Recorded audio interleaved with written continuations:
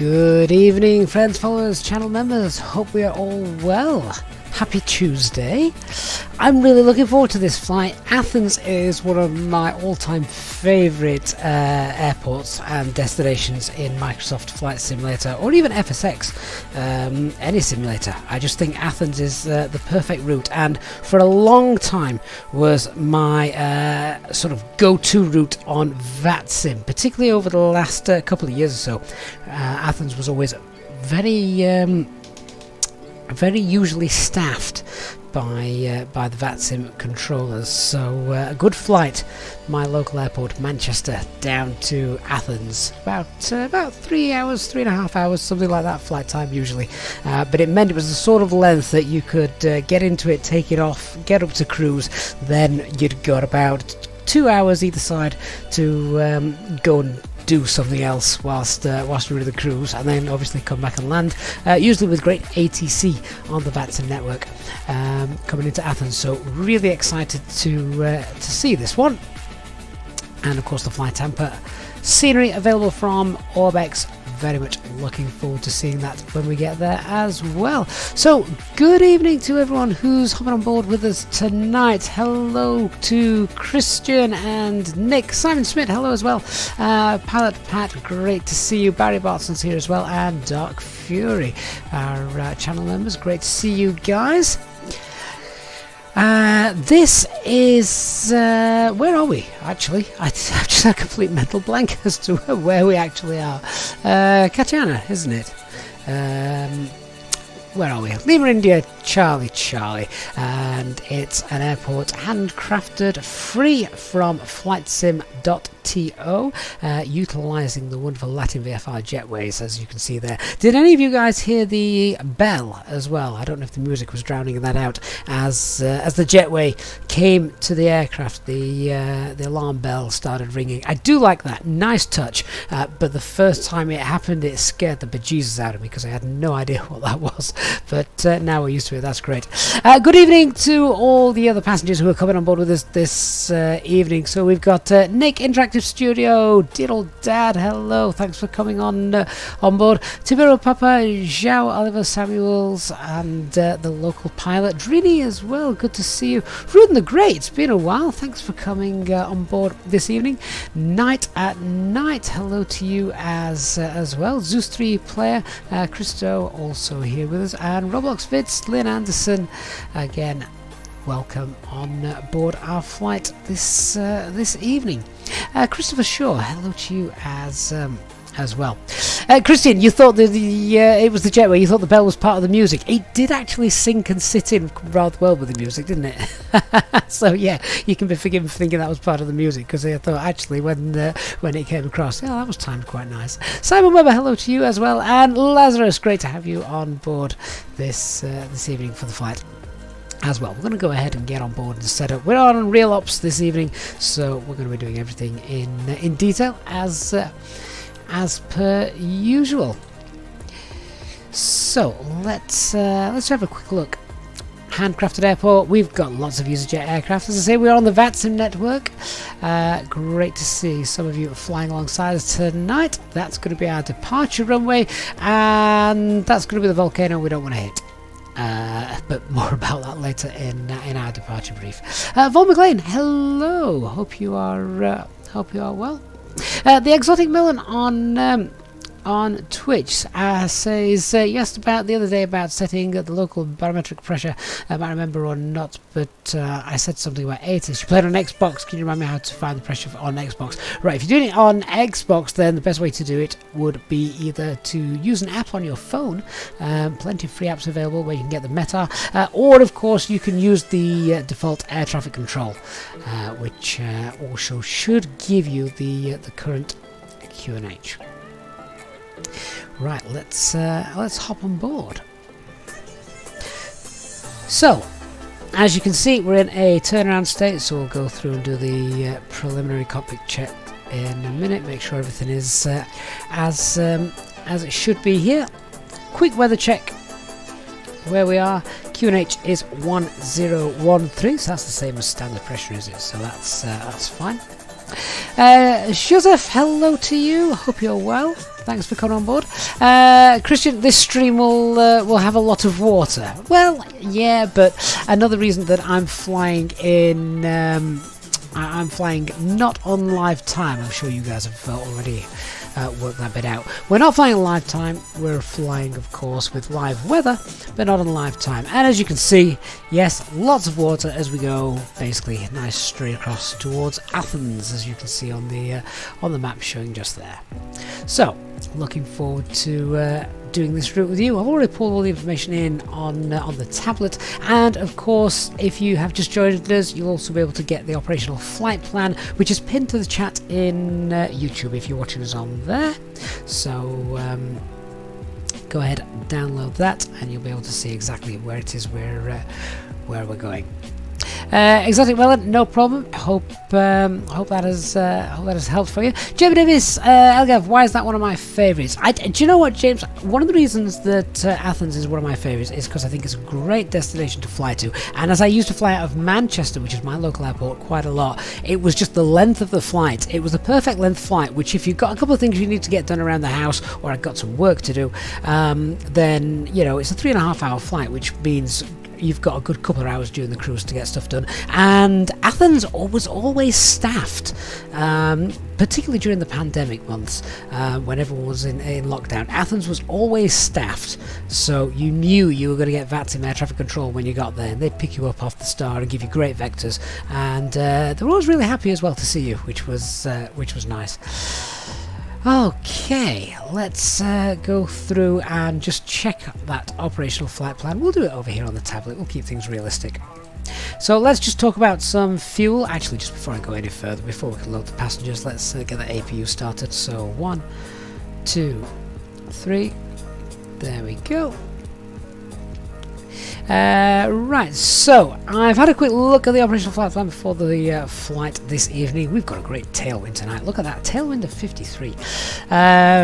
Shouldn't expect much turbulence. Looking at the max shear rate on there, and the weather into Athens tonight is also pretty neat. So we're not going to take too much extra fuel. We're going to take 6.5 tons of fuel, which with the contingency is only about half a ton extra overall. So let's get that loaded in. 6,500 tons, and we'll set that going. So refueling is now currently underway. Dr. Magic, evening mate, how did the plane spotting go? It went very well. Obviously Manchester Airport at the moment is not as busy as it was pre-COVID, but it wasn't boring either. You weren't sat there for ages just waiting for things to happen. You know, there was a nice steady stream of aircraft coming in, and I'll tell you a little bit more about that later on, but yeah, it was great. It was really nice. Always good fun. Okay, let's leave that. How's the APU doing? That's now available, so let's just get the APU bleed on. We'll give that a minute on the chrono, and then we'll get the packs on. Okay, so things we need to just go through and check. Obviously, overhead panel lights, everything is fine where that should be up there. We'll come down, just check everything down here is where it should be, and where it should be also on my Thrustmaster thrust levers, add-on pack, etc. That's all good. We're currently tuned to Unicom, and VHF2 is on the guard frequency. Switching panel is all okay. Ooh, why is that not on standby? We'll also set that to 2000 as well. There we go. We'll come up to the FCU. I know our initial climb today, just from checking the charts before doing the flight this evening, is going to be a flight level 120, so we'll go ahead and set that now. We'll get flight directors 1 and 2 turned on. We'll also pop the constraints on as well. Obviously everything here looks fine in terms of the instrument panels. RS is currently aligned. Let's go ahead and just check. There we go, 1 hour 16 minutes our flight time today. Let's go to the weights and balance pages. We can ignore the fuel page, and we'll start boarding some passengers in a minute. How long has that been going for? 1 minute 19 seconds. Let's get the packs on. Right, let's start bringing our passengers on board then. Let's call our cabin crew.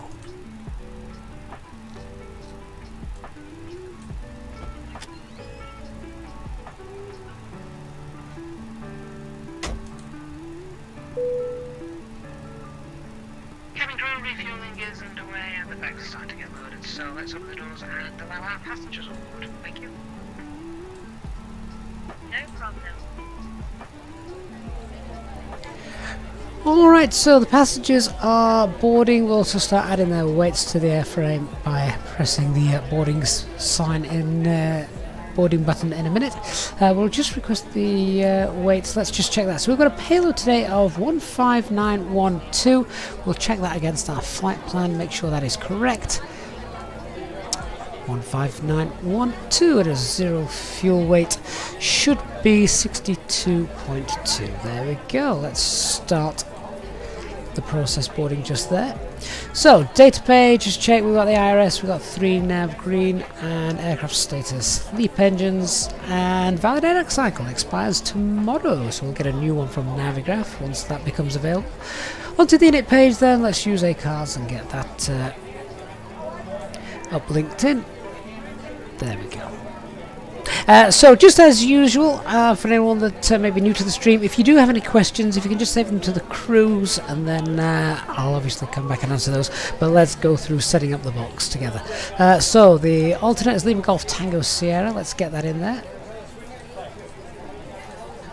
And then our flight number today is Alpine 34 Alpha Mike. Not a real world flight, this one.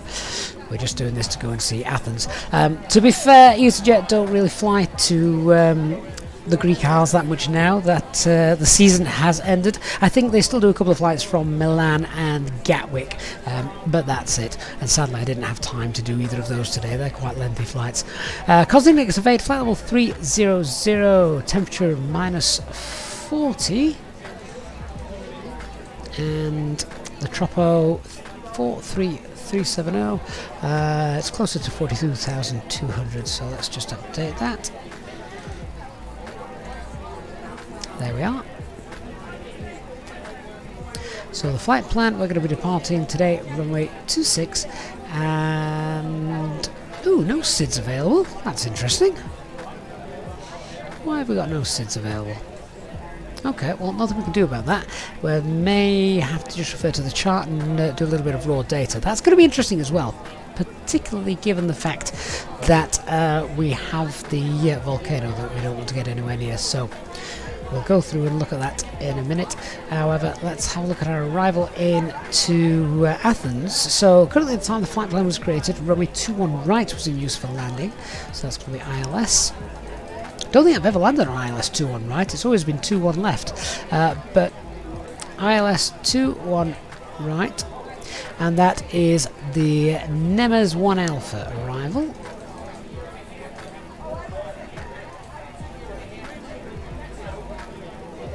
And that is going to be via so that's the Nemes 1 Alpha. That comes in then via Echo Golf November, I think that is. Let me just double check. Yeah, the initial approach fix there, Echo Golf November. And insert. Distance of 492. We've got a distance of 513 on the flight plan. That discrepancy obviously because we don't have the SID for some reason in the navigation database. So we'll go ahead and check that in a couple of moments. So there we go. Onto the RadNav page. Right, we're going to have to use this quite a bit then, looking at this. So this should be the departure. So the departure is straight out to Zikar, and then a heading of 315 up to Pelza. From there, we fly to Tizgu, and then Iblig. So what we can probably do is we can build this up ourselves. Now, the fact that we're in the experimental version of the aircraft means this is going to be quite neat. So let's have a look at doing this. So from here we're going to go to the next waypoint, which is Zulu India Charlie Oscar Hotel. And then from there we're going to fly up to Pelza.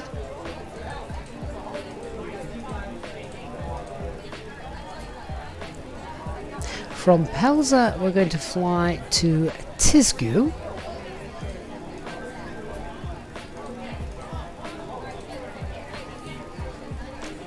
And then from Tizgu it is Iblig. Oh, hang on, IBLIG.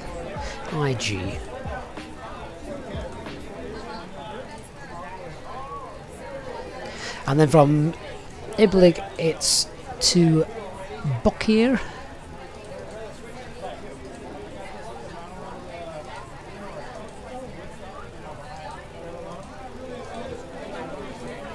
And then following that it should be Pimor. Let's just clear that little constraint there.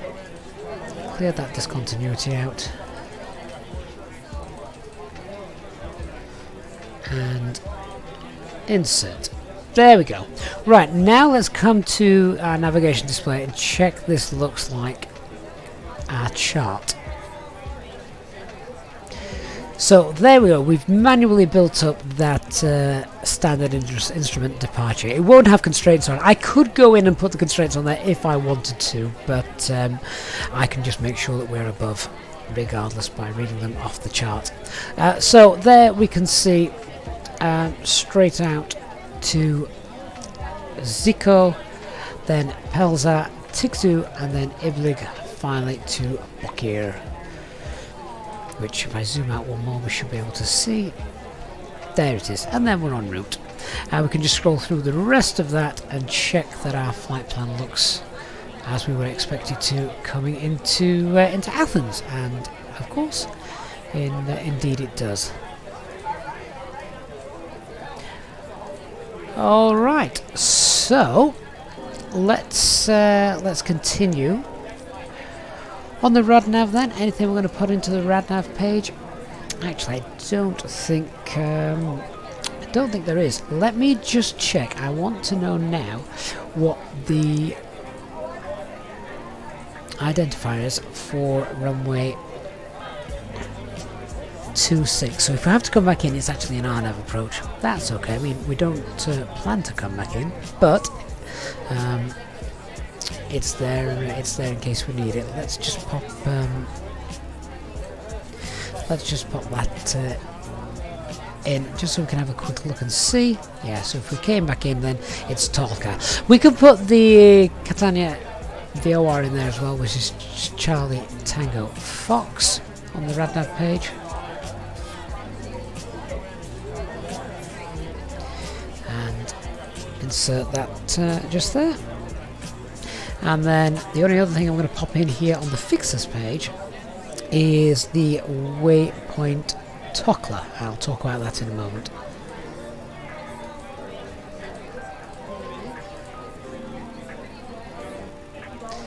And we can now see that appear as well on the navigation display just there. That's going to be for an emergency return to the airport, but again I'll brief that shortly. Okay, onto the init B page. Now that's all done, fuel is fully loaded and passenger weights are fully in, so we can get our zero fuel weight and zero fuel weight centre of gravity. That's all set. That trip wind, if you recall, nice and high, a tailwind of 53. And let's pop that in. Fuel planning says 5.2. We're going to be working with 6.4.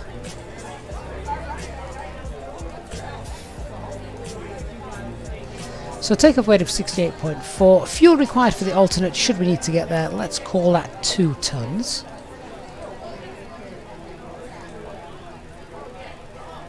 And then that gives us an extra 10 minutes of flying time, which again we shouldn't need, but we know it's there as an extra. Onto the performance page then. Transition altitude here is 7,000 feet, so let's go ahead and pop that in. It's going to be a flaps 1 departure. We're going to go toga, and thrust reduction and acceleration is 1017, which will be rounded up by the simulator to 1020. And the engine out is actually 1070. It's actually 1068, but as you'll see in a second, that's going to be rounded up. There we go. So let's do our V-speeds 140, 136 and 135. Other things to be aware of then, just as we depart out, let's just have a quick look. We have a max speed of 230, so we're going to fly at green dot, which is 223 throughout those turns. So let's go ahead and pre-select that. No point flying any faster than green dot, you're just wasting extra fuel. So there we go, that's all set. Right, box is all set up. Let's start our briefs then. So, weather outside here today is rather beautiful. If we have a quick look, we can see, oh, we've gained some more Easyjet aircraft. How lovely. I love how everyone's flying Easyjet today. That's just great. We are going to be departing on runway 26. We've had a quick look at the chart, but we'll have a look at that in a little bit more detail in a moment. If we do have a problem, we'll be happy to come back in here. One thing I just need to check is our aircraft weight to see if we are above the maximum landing weight. Don't think we are by too much. What are we at? We'll probably be about a ton over the maximum landing weight, which is fine. We can still land here. We just need to be aware of that and run a couple of extra drills when we come to touchdown, but obviously, of course, that shouldn't be a problem. Why is there a stain on my aircraft? Look at that, has someone spilt their black currant juice? I've not noticed that before. That's quite neat. Unfortunately, I can't rub it off. I didn't know if it was my monitor or if it was the actual aircraft itself. It is the aircraft. So, yeah, we're happy to return here. The weather is great. The wind is also quite nice and light as well. The aircraft we're flying is the A320NX experimental version with working TCAS, as it's still a test model. No TAMs to be aware of. There is nothing here that's going to get in our way with regards to our departure.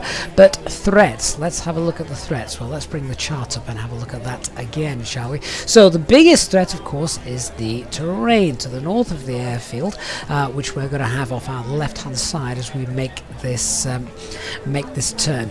So, minimum safe altitude as we depart the first sector is 5,800 feet, and then we get to this little sector just here, which minimum safe altitude is 13,300 feet. We'll be on this set departure, of course, so we should be, of course, alright. And we are also VMC, the weather is good, so visual meteorological conditions, we'll be able to see that big thing and make sure we don't hit it. But we obviously need to be aware of that big threat. And if it was foggy and visibility was reduced, then it would of course be even more of a threat than it is today. Brian, it looks like I spat out my tea during the Halloween comedy flight. Comedy flight? Was it a comedy flight? It was good fun, wasn't it? I did enjoy that. Okay, so yeah, that's the biggest threat at this airfield. The fact, of course, that we've got the terrain just there. Let's talk about the actual departure and how we're going to do it. So we are parked at stand 330. We're going to push back and we will face east. We'll then taxi down on Alpha, and that will then take us all the way down to Golf, which is where we're going to hold. We'll hold at Golf for runway 26, take off runway 26, and then we'll fly out straight on the route that we've had to manually program into the flight management computer. We've already brought into our scan, we've got the maximum speeds, that's already pre-selected, so that's good. Follow those all the way around, and our exit point is Pmore, and then we're off. As far as I'm aware, there is no ATC around, so it's just going to be all communications done on Unicom. Let's just talk quickly about that then. If we do have a problem during the taxi, I'll stop the aircraft, make the call on Unicom, see if we can fix the problems by running any UCAN drills as necessary, etc. Hopefully we'll not have to worry about that, but if we did and we can't fix it, then we'd have to return to the gate again, just letting our Unicom pilots know what it is we're doing. On departure then, if we've got any problems or warnings before 100 knots, I'll consider stopping, but after 100 knots and up to V1, I'll only stop for uninhibited ECAM warnings or cautions, or if we have an engine fire or failure, and that's with or without thrust loss, or of course if I think the aircraft is completely unsafe to fly for whatever reason. If that's the case and I make that decision to stop, then I'll call stop, go max reverse, keep the aircraft nice and straight on the runway, and use manual braking as well if I don't think the auto brake is doing the job as well as I think it should. If we've had an engine fire warning as well, I will also try to attempt and position the aircraft into the wind. Once we come to a stop, we need to stow the reversers, set the parking brakes, and just sit on our hands for a couple of seconds, confirm any failures using the ECAM, check any fault lights, etc. And then once we've established why we had to stop, we can either complete the ECAM tasks, or if it's something more serious, then we'll obviously evacuate. If not, of course, we'll just be able to return to the gate and hopefully sort everything out just there. If, however, we have a failure after V1, we're committed, so we'll get the aircraft into the air. If it was an engine failure, we'll have to fly using the standard technique of 12.5 degrees pitch, and following SRS, I'll use the rudder as well to counteract any yaw. Once the aircraft's got a good rate of climb, we'll get the gear up, and I will also get the autopilot on, and I will pull the heading bug so that we fly nice and straight and we don't continue out on this departure. Once we're above 400 feet, I'll then confirm the failure and run any ECAM drill. Once the engine has been secured and we're above the single engine XLRS altitude and we've completed the first turn, because this is a non-standard engine out departure, which I will go through in a moment. At that point, we'll then push the level off, accelerate, retract the flaps on schedule, and then at green dot we'll go to open climb and set maximum continuous thrust. So it is a non-standard engine out departure. If we did have a problem then here, what we would do is I get that autopilot on, continue out on runway heading, and then at a distance of 2.5 miles from the Charlie Tango Fox VOR, which is now shown down here, 2.5 miles, we'll make a left turn to a heading of 098, and then when we are at 1,600 feet, we make a left turn to take us direct to Tukla, which is shown now just there on the navigation display.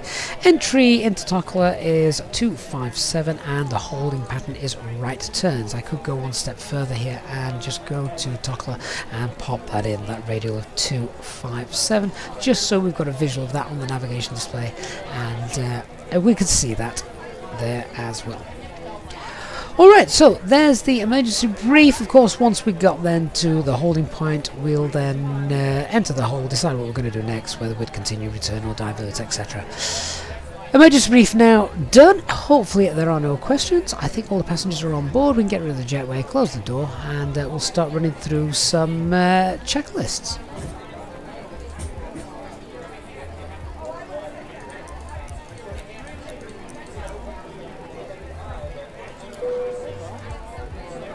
Gavin, all the passengers are on board and ready to go. I'll bring you a cup of tea after we've taken off. That's great, thank you.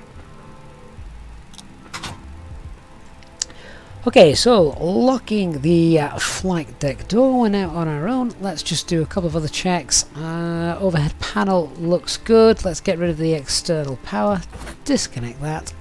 Let's just check that he is disappearing. There it goes. Oh, we've got a nice Scandinavian aircraft that's coming next to us. How nice. Loads of people flying with us today, so Athens is going to be nice and busy. I hope that, I don't know if there's any ATC at Athens at the moment. I don't think there is, but that would be really cool if there was, watching them sort all that out. So once again, my apologies if you have been asking questions in the chat. I can come back to those during the cruise, or I can see that our lovely channel members are also helping you guys out as well. So that's great. Thank you to you guys for that. Right, jetway has now been disconnected. Final other couple of checks. We know we've already got 3 nav green. Let's just check that fuel is 6460. I want to check that's balanced. Of course, yes it is. Alright, a couple of other things. Then we'll start running the before start checklist. Ladies and gentlemen, this is your captain speaking. My name is Gavin and I would like to welcome you on board this Easyjet aircraft. We expect a good flight with you today with no weather problems. showing in front of us, so we should be pushing back within the next few minutes or so. For now, the ground crew have now finished loading the last of the baggage into the aircraft, so if you can get yourself seated and secured, then we can make sure we can depart on time. The cabin crew will shortly be providing their safety demonstration video, so it would be appreciated if you could give them your full attention. A special welcome on board to our Easyjet Pilot members, and if you wish to inquire about becoming a member, please contact a member of the cabin crew. All our Easyjet Pilot members are of course entitled to free drinks throughout the flight. Thanks very much, and we'll give you an update once we are airborne.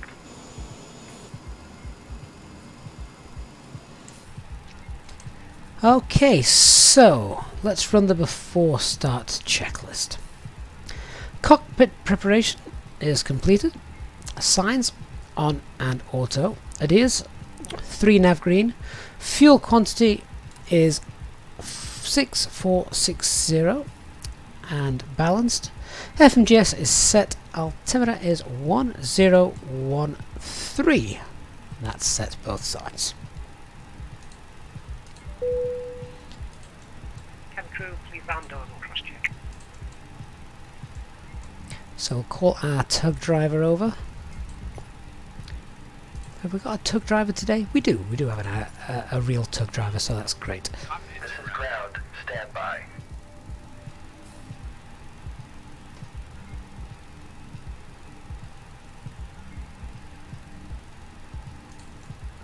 Christian, thank you for the META.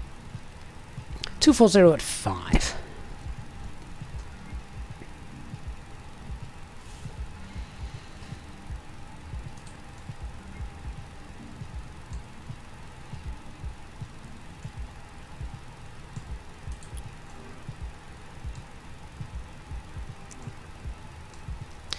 So got the beacon light is on, acupressure's in the green,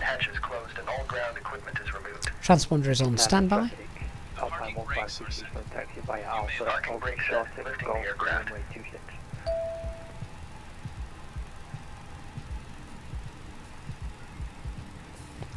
Traffic Alpine Street, Delta Mike, 1037,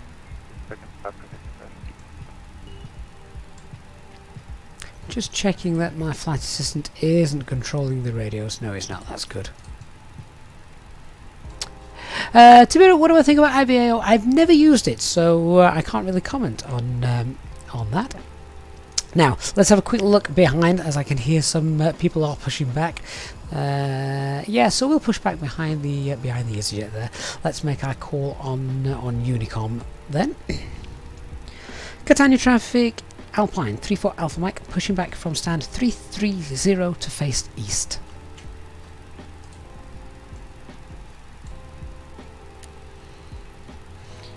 Before start checklist, below line, windows and doors are closed and armed. Beacon light is on, mobile phone is on silent, parking brake is on.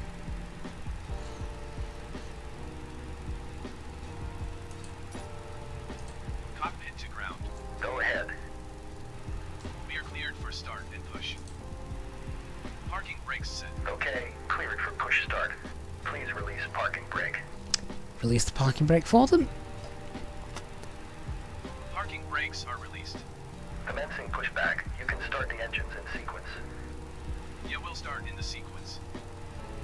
Let's just slow that tug speed down a little bit, given the fact that there's quite a lot of traffic moving around the airfield at the moment. So let's start the engine. So engine mode selected to start, and starting engine 1.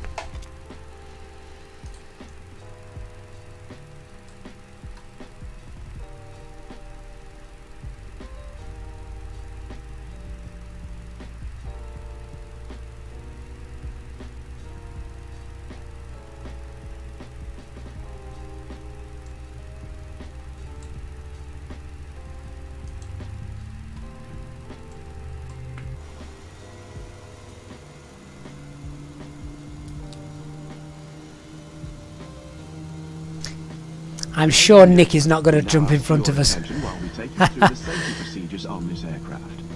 A safety card is in your seat pocket showing the exit routes, oxygen masks, life jackets and the brace position that you must adopt if you hear brace, brace. There are 2 emergency exits at the rear or in the middle and 2 at the front of the cabin. floor lighting will guide you to an exit. Please be aware that your nearest exit may be behind you. In an emergency, leave all cabin baggage on board. Your seatbelt is fastened, adjusted, and released as shown. It must be fastened when the seatbelt signs are on, and we recommend that you keep it fastened at all times. If the air supply fails, masks will drop from above you. Pull a mask towards you to start the oxygen. Put the mask over your nose and mouth. Hold in place with the strap. Pull on each side to adjust. Put on your own mask before helping others. If we land on water, take the life jacket from under your seat. Put it over your head. Pass the tapes around your waist. Click together and pull the strap to adjust. Do not inflate it inside the aircraft. When outside, inflate by pulling the toggle. If it fails to inflate, Starting engine number 2. Blow into the tube. There is a light and whistle for attracting attention. We also carry flotation aids for children. Your tray table must now be stowed, armrest down, window blinds open, and seatbelt fastened. We wish you a pleasant flight with Easyjet. Marv, how many add-ons do I use? Surprisingly, very few. They're just very good, the ones that I do happen to have. The only add-ons you've seen so far are the obviously the aircraft itself, the Pushback tool, which is currently in use now, and the self-loading cargo, which simulates the passengers and the cabin crew, etc.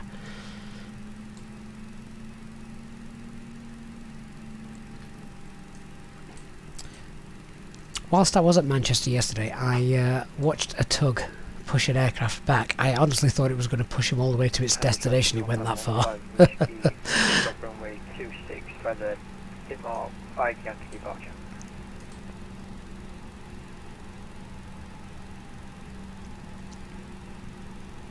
Okay, and we'll stop our pushback just there. Okay, pushback completed. Please set your parking brake. Catania traffic, Alpine 3, hotel, line up. The exotic Melon, the iPad screen is part of the aircraft, so yes. Roger, good engine start. Clear it to disconnect. See you at the side. Have a good flight. Okay, so engines 1 and 2 are both running. Let's clear that. Let's do our after start flows. So, engine mode selector to normal. APU bleed not required anymore. Let's get rid of that. Anti-ice, of course, not required. And let's arm the spoilers, zero the rudder, and set flaps 1. We'll also set the trim, which is 23.8, I believe that is. So, to be fair, very little movement required on that part. And the after start checklist: anti-ice not required, ECAM status is checked, pitch trim 23.8, and rudder trim set 0. Alex, thank you very much, Alex, for your $5 tip just there. And Alex says that he loves the streams. Oh, thanks very much, Alex. Really, really kind of you. Really appreciate that as well. So, thank you very much, Alex. Hope you have a great flight with us today. Okay, so lots of traffic in front of us. Let's take the time and use it wisely. So let's do our flight check. Flight control check. So full left, full right, neutral, full up, full down, neutral, rudder, full right, rudder, full left, and neutral. Flight control checks are done. So the pushback tug is all nice and clear. We'll announce our taxi in a moment. I'm not in any great big rush because you can see there is a company aircraft in front of us as well.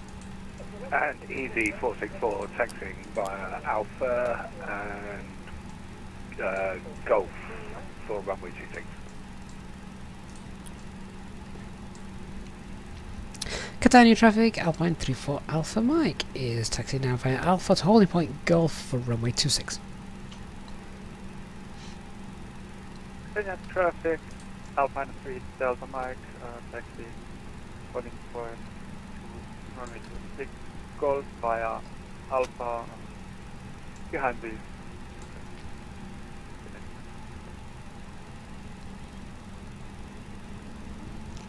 Exotic Melon, the trim is shown on your fuel prediction page, which I can show you in a couple of minutes. Just need to concentrate on the taxi for the moment, and we've also got our checks to do as well. So ask me again if I don't get back to that. Exotic Melon, great username.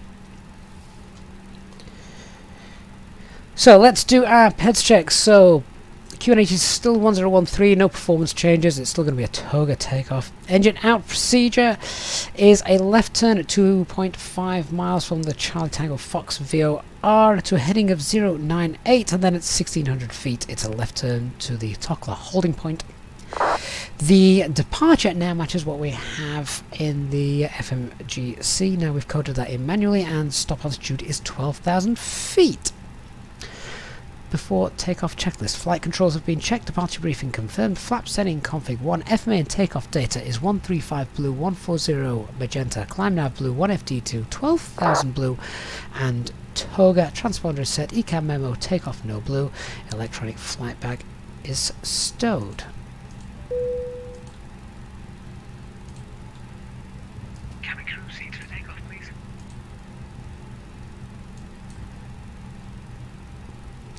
So nice easy straight taxi. This is just all the way to the end.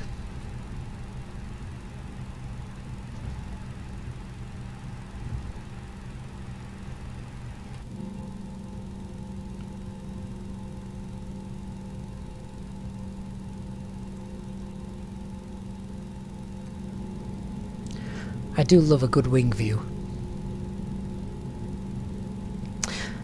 Waffle, hello, good evening, hope you're well. My favourite long-haul aircraft at the moment is, of course, the Headwind A330. Catania traffic. Easy 464 is lining up on runway 26. So here's our first holding point. Easy 464 is lining up. That's Nick. Good to be flying with you again, Nick. Alex, thank you very much. Very, very generous of you, Alex. Tipping again. Thank you so much for your $1 donation. Really do appreciate that. Hope you're having a great Tuesday so far, and hope we can give you a nice flight over to some fantastic scenery in Athens this evening.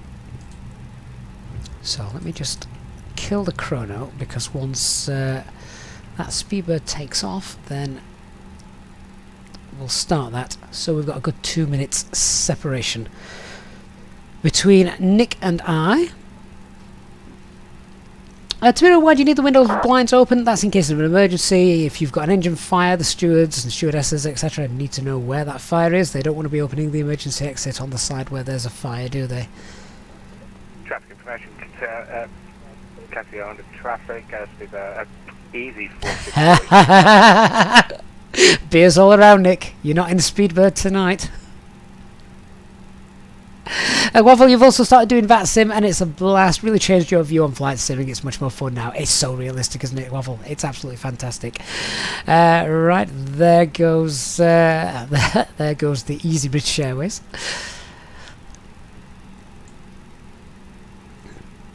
Catania traffic, Alpine 34 Alpha Mike lining up behind the departing company aircraft, runway 26.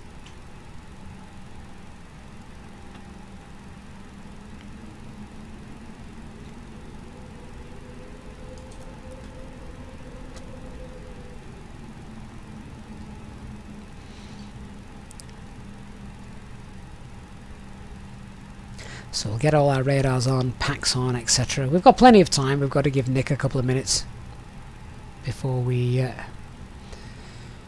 can depart.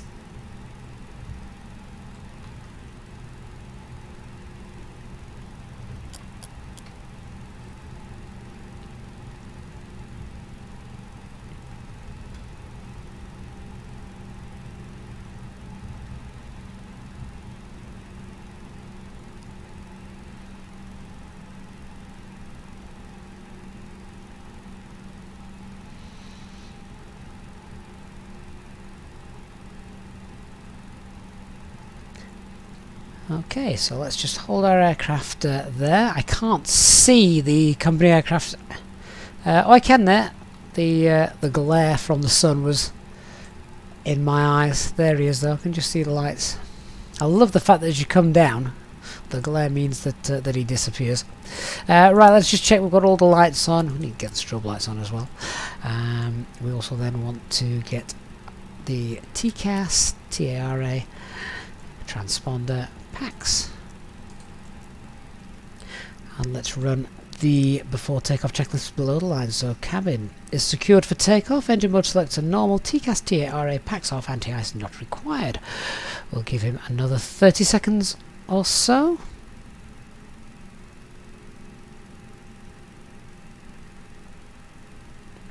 The exotic melon, do I use manual checklists or do I have them ingrained? Okay, so the whole point of the checklist is to have the physical checklist there, because if you just have it in your memory, then the chances are you could forget something, so you need a physical checklist to make sure that you don't forget anything. All of the flows and things, all the switches, everything you do, that's ingrained, that should be memorized, but then you always cross-reference it with the checklist, just to make sure you haven't forgot anything. And there of course have been times that I have, which is when the checklist picks that up. Okay, it's been a good couple of minutes or so. Let's go. So, Catania traffic, Alpine 34 Alpha Mike, departing runway 26 on the Pimo 5 Yankee departure.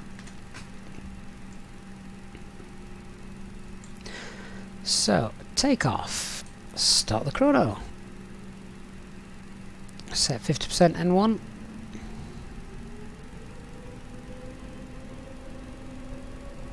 And set takeoff thrust. Mantoga, SRS.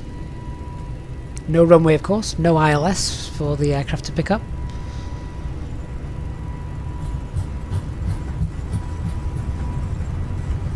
Bring that side stick back to neutral by 100 knots. Check. Slight wind from the left, so engine 1 is the critical one. V1 rotate.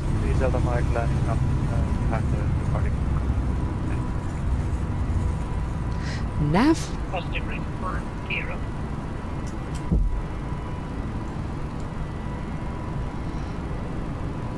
Catania traffic, easy 464 position, we're overhead, 6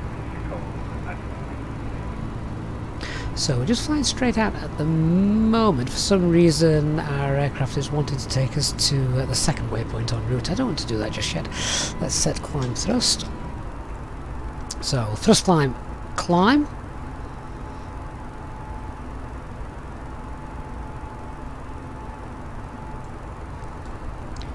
Not sure actually if we can go straight to that that first one. No, it's not letting us for some reason, so that's a bit strange, but never mind, that's okay. Let's get pack 1 on. Let's pull the heading bug.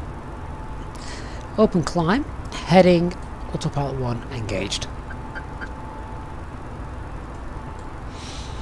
There's a question to be asked there. Why did it go from climb to open climb when I pulled the heading bug?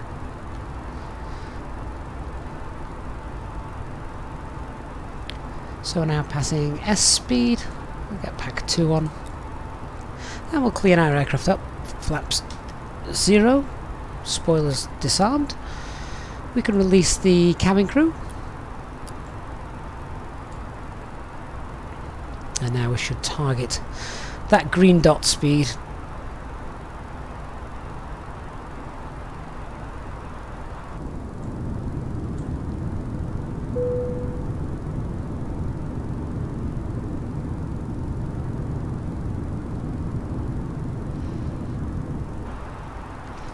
Gorgeous view.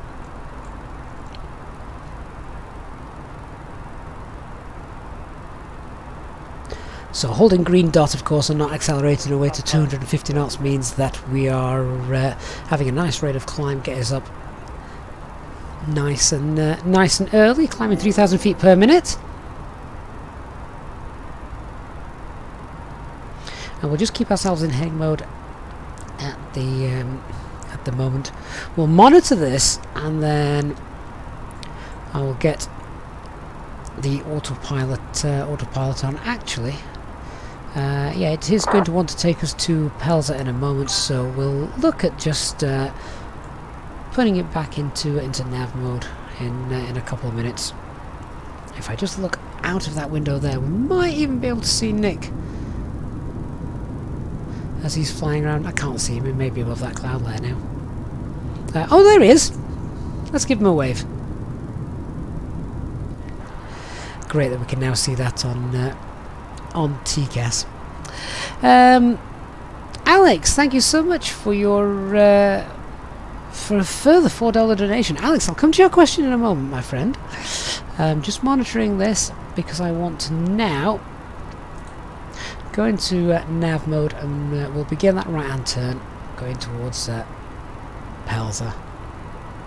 So it should sort of loosely now fly this. It's not going to be perfect because we've had to set it manually. No ATC online, so let's continue our climb.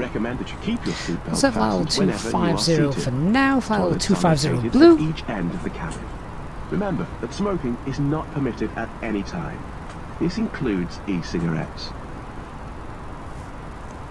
Actually, the aircraft's not doing a bad job now of holding that that nav line.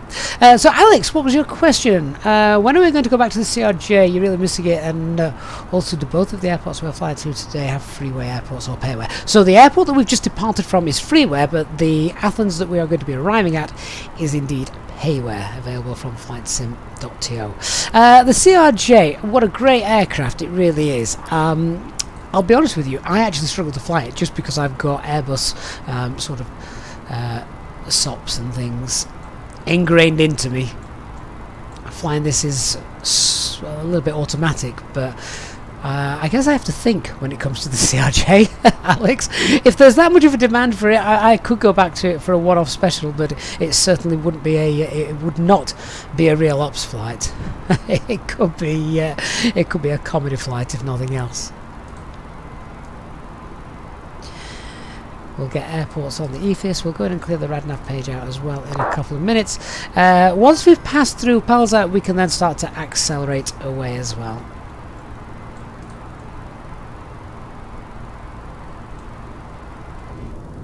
Don't know if we can see our departure airport just there. Yes, we can. There it is.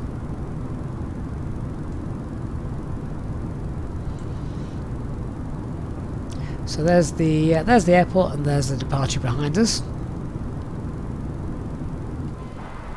Those sat on the left hand side of the aircraft. I'm going to get a great view of the volcano in a couple of minutes. Dark Fury, the CRJ has still been recovered in Spain. Yeah, I think I left it in a few dozen pieces last time, didn't I? Right, let's go ahead and clear the RadNav page out now. We're above flight level 100. That's not required anymore. We'll clear the fixes page out as well. Get rid of that. We'll check the progress page. Flight level 300 is not going to be a problem for us today, so let's go ahead. We'll set flight level 300. We'll go into manage speed now. We've completed that turn. Thrust, climb, open climb, nav 300 blue, and we're accelerating away to 290 knots.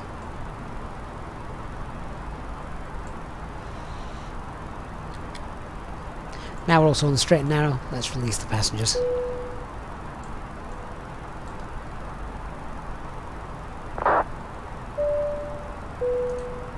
Ladies and gentlemen, the captain has now turned off the seatbelt sign and you are now free to move around the cabin. We do recommend, however, when in your seat, that you keep your seatbelt fastened at all times in case of unexpected turbulence. The toilets are now available. Please contact a member of the cabin crew if you require assistance. Thank you. That's a great view, isn't it? Really do like that.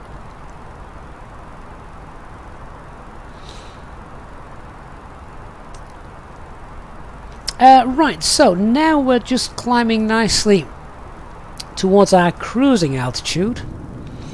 Oh, that really is a nice view, isn't it? Oh, look at that. Look at that down there.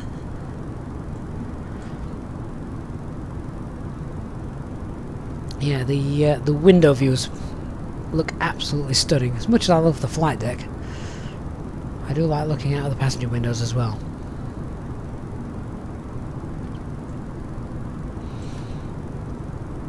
So as I said a little bit earlier on, if you did have any questions and I did miss them, etc., whilst we were setting up, please do feel free to ask them again now, and I'll be able to come back to you. As I say, I'm just monitoring the flight now, making sure the aircraft is behaving, doing as we would expect it to do, which of course it is, because the FlyByWire team are fantastic.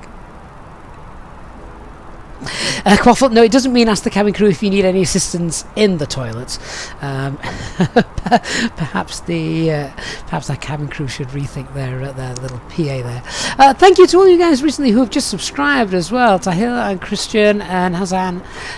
Thank you so much for subscribing, and to Alex as well for all his donations throughout the stream so far. We are 9 minutes into the flight with pushback 22 minutes ago. Marv says, sorry for asking again. No problem, Marv. If I've missed it, please do ask your questions again. Why did I use heading mode? Right, the reason I use heading mode is because the standard instrument departure route that should have been in the navigation database actually wasn't, so I had to sort of build it up manually, which meant that it wasn't going to fly all that well. It wanted me to turn to the second waypoint. It wanted me to turn to the second waypoint before it reached the first waypoint, which meant I would have been getting very close to the aircraft in front of me.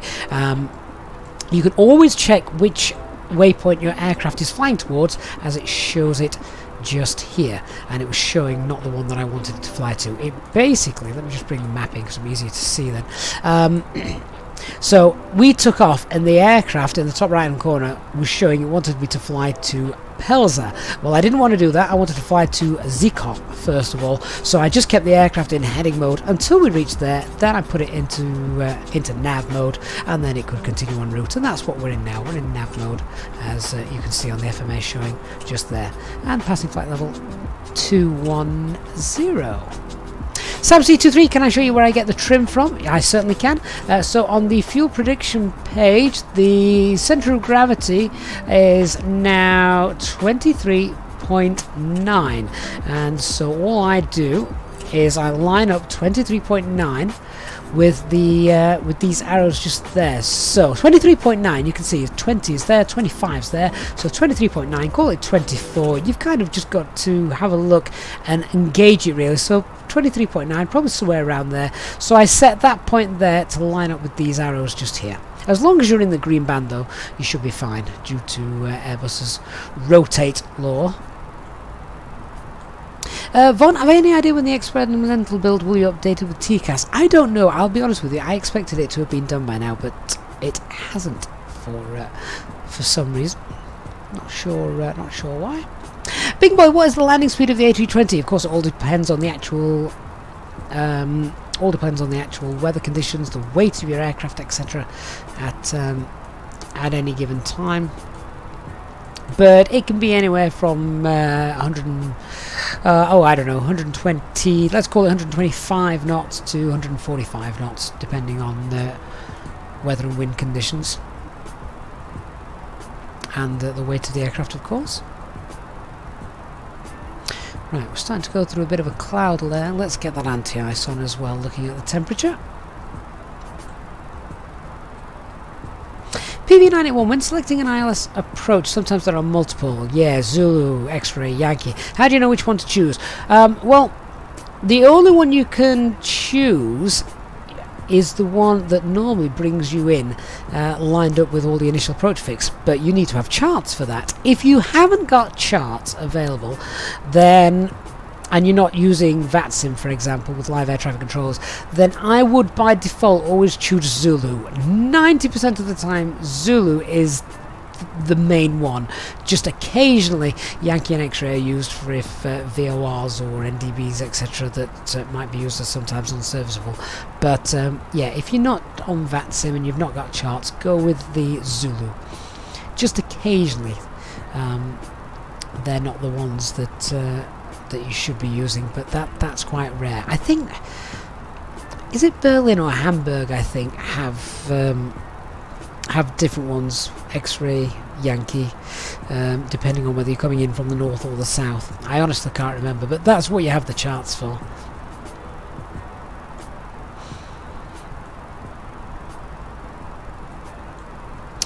Dark, you wonder if Sim Update 7 will be with the Game of the Year edition? I have no idea. No idea. What's the next World Update? When's that next out? And which area of the world is that covering? Duke Dan Gaming, good evening to you. Do I have a video explaining about RNAV approaches? If not, can you explain how RNAV is different to ILS and how you'd execute the approach? Okay, so Duke Dan Gaming, there is actually a video on the channel regarding RNAV approaches, and more specifically, it's how to perform an RNAV approach in the A320NX. Because at the moment the final approach mode doesn't work, so you do need to use something called Nav FPA mode. That's all explained in the video for you, so do have a check out on the channel for that. But basic difference between ILS and RNAV is ILS uses a radio beacon which is beamed out from the centre of the runway with the glide slope, which I'm sure you're familiar with, and it brings the aircraft locks onto that radio beam and it can bring it all the way down to the runway, whereas RNAV just uses random points of random points in space, waypoints, which are essentially GPS coordinates. There's nothing physical like a radar beam that the aircraft can lock onto. It relies solely on GPS coordinates. Not accurate enough yet to take the aircraft down to the ground, so there will always be manual landings. But all of that will change, I'm sure, in the future with the increase in technology.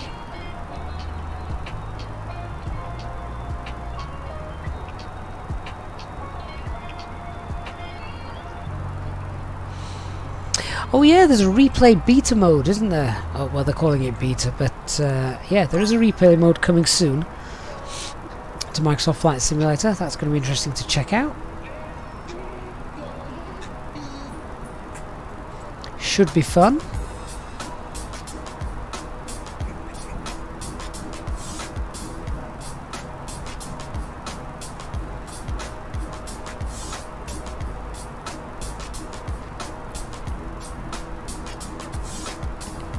Zayed, is that correct? Sim Update 7 is coming in 16 days. They've already just released Sim Update 6. There's normally a couple of months between them.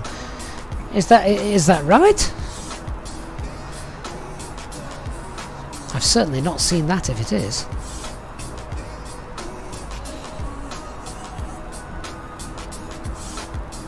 Right, we've got about 1,000 feet to go.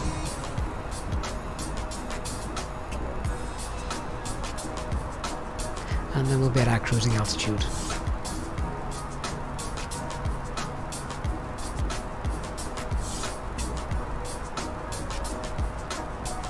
Night at night, what are the consequences if you fail to communicate correctly with VATSIM air traffic control as beginners? Do you get banned? If you fail to communicate correctly, you'll not be banned, but sorry, 1 second, speed alt star. Let me just check that we get alt cruise in there. There we go, that's alt cruise. Let's go to TCAS, set that to below. So as long as you fly your aircraft correctly, if your communication isn't 100% accurate and exact, then there'll be no problem. The biggest problem that VATSIM controllers have is if you don't know how to follow the instructions that they give you. If you know how to fly your aeroplane and can carry out and execute the instructions they give you, they will be happy. You don't have to communicate in exactly the right way. Of course, if you do, then it makes things much more realistic. So, oh right, is that right, Von McLean? It's expected on the 18th of November. God, that's so quick. There's normally a couple of months between the two, isn't there? Xiao Pino, hello, thank you so much for subscribing. I didn't choose the cruise level, the operational flight plan did, based upon the current winds today. And you can see why, look at that, at the moment we've got a 68 knot tailwind. And although we're flying through a horrible cloud layer, which means our passengers have got a terrible view, it does mean that we're not wasting fuel. We're getting a nice tailwind, and ultimately that's what aircraft airlines want. They don't want to spend money on fuel, so if the wind's going to help you do the job, then more the better for it.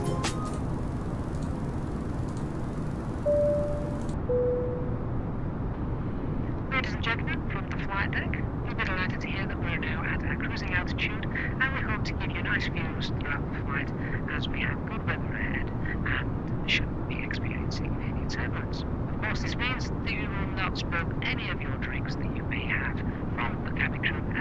start making their way around the aircraft. Could you please ensure that the aisles are kept clear so the cabin crew can offer you their cabin service, which will begin shortly. A reminder that Easyjet single pilot channel members are able to access free drinks throughout the duration of the flight. Thank you, and I invite you to sit back, relax, and enjoy the remainder of the flight.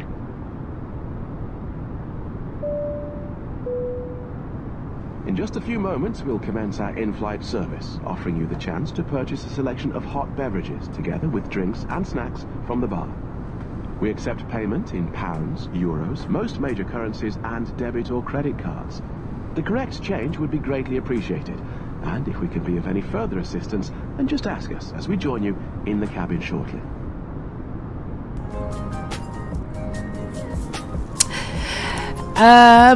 So Res Rules, they weren't happy as they didn't break enough in Sim Update 6, so the next one's coming out sooner than usual. Sim Update 6 was really good, wasn't it? Let's be honest. Lawrence DK, what model matching do I use? If you're on our Discord server, Lawrence, then channel member Nick has done a fantastic job of doing a detailed breakdown of how you can get decent model matching. So go and check that out.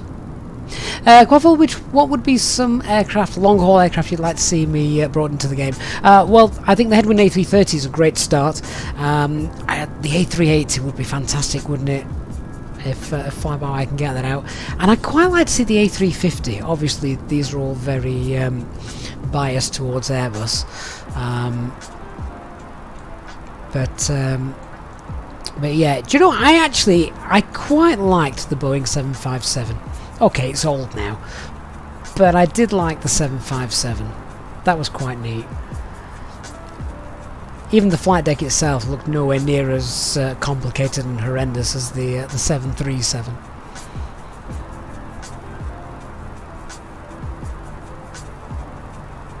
Marv, what about the V-speeds at about 140? Mine are always around, yours are always around 123.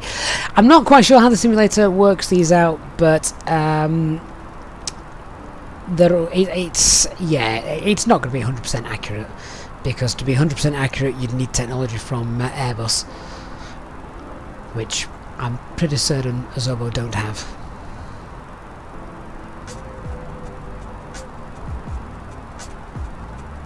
Lazarus, your first flight you got a rude French controller. That doesn't sound like the French. You gave up on VATSIM, but you still relax with streams like this one. Oh, Lazarus, don't give up, mate. Come fly in England. England ATCOs are absolutely fantastic. They're really, really good. C1K, hello from Malaysia. Wow, you must be up late or ridiculously early. Night at Night Sim Update to be released on November 18th is a Microsoft Flight Simulator Game of the Year edition. Excellent. Probably you're scared of VATSIM. Don't be scared of VATSIM. If you can fly correctly, in terms of you know how to handle your aircraft, don't be scared. It will be fine. Barry asks, how was he rude? Are you sure he wasn't just being French? Air Trooper 37, hello sir, are you well? Prowler, did I start out with VFR? No, God no. If you're going to start out on VATSIM, everyone thinks VFR will potentially be easier than IFR. It really isn't. VFR, you need to know a whole load of rubbish. Different airspace boundaries, where you can, where you can't fly, etc. IFR's pretty straightforward and easy. IFR consists of the controller giving you an instruction, you reading that instruction back, and then you carrying it out. So yeah, IFR, far, far easier. Zaya, can you show me something on the Discord and the screenshot channel? Yes, of course you can. Just make sure to tag me. I'm usually active in there if I'm available. Easyjet, Germany are great as well, very professional on VATSIM. Yeah, to be fair, 99.9% of controllers are all absolutely fantastic. Christian, where's HD, by the way? Have a guess.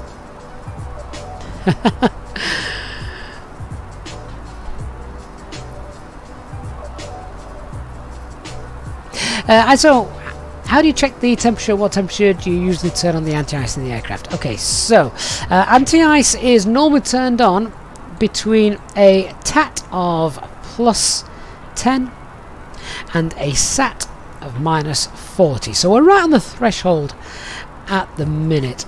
And if you're flying through visible moisture, which we're not anymore, so you only need to put it on if you're flying through the clouds as well. PV981, would I do a circuits video so you can practice landings? What, in the Airbus 320? I do want to do that. It's called circuit training, and it's something that all cadets have to do. So it'd be quite neat to actually get one going with that. So I will do that at some point. Definitely. Have I ever had an engine fire? No, thankfully. Christian, is he on the golf course? Is he lurking, or is he flying himself? I'm happy to report it is the latter.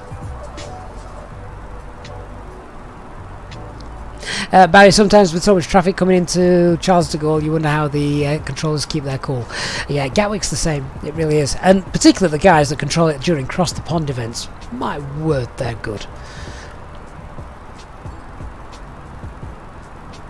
24 minutes into the flight, our hour is about 1 hour and 15 minutes, so we've got about 50 minutes to go.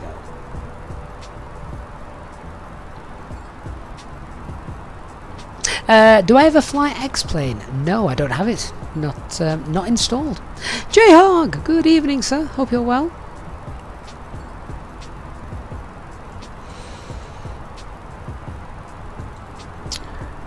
Destination fuel on board is below minimums. We'll ignore that.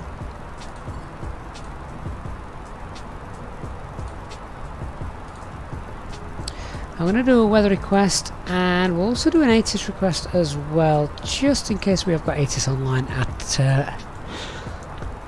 Athens. And probably you missed the weather radar in the A320. It'll come back. You can fly the developer version, that's got it. But it's the whole navigation's just not as reliable. I love the navigation here in the experimental version, and you saw me build up that standard instrument departure flawlessly, so that's where it comes into its own. Let's have a look at the weather then. Athens, so wind 250 at 4, so that's nice and light, great visibility, fuel clouds 1,800 feet, 19 degrees, QNH 1012, no significant changes. And do we have any ATIS? We don't. So that probably means that we've got no ATC knocking about in Athens, so we're all going to be on our own. Which is very interesting, because normally runway 21 left is the preferred landing runway. But... or is it 21 left? I think 21 left's normally the landing runway. Or was it 21 right? I can't remember now. Well, either way, it's runway 21 right that we're using, because that's what they were using in real life not too long ago.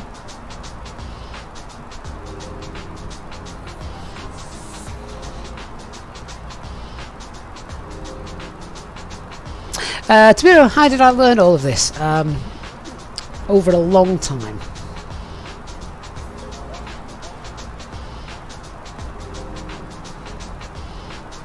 Christian, you're currently looking forward to the fairly scenario working with HD.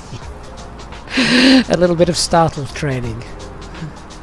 Well, the idea with flying full stop is always expect the unexpected. Chris Hogg, hello Chris, how you doing mate? Hope you're well. I'm very well myself, thank you. Probably your metro has been missing for a few days now. It all depends on whether the airport's actually open. Remember, of course, if the airport isn't open, it doesn't provide a METAR, which means that it will not show in the McDo.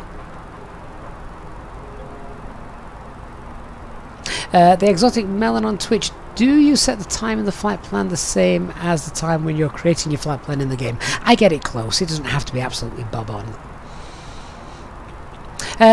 Duke Dan Gaming, when planning a flight on SimBrief, how do you get an accurate block fuel number? You always end up getting too much. So at the moment, Duke Dan, I use a fuel performance factor of +10, but the really important thing is make sure you're using the fly-by-wire airframe in SimBrief so that all the aircraft weights are correct. We'll do a fuel check anyway in a minute.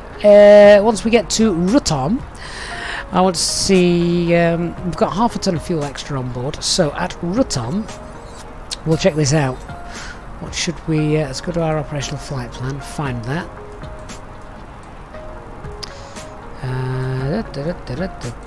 So route time, we should be there at 31 minutes into the flight. Yeah, that's going to be about right. What fuel should we have?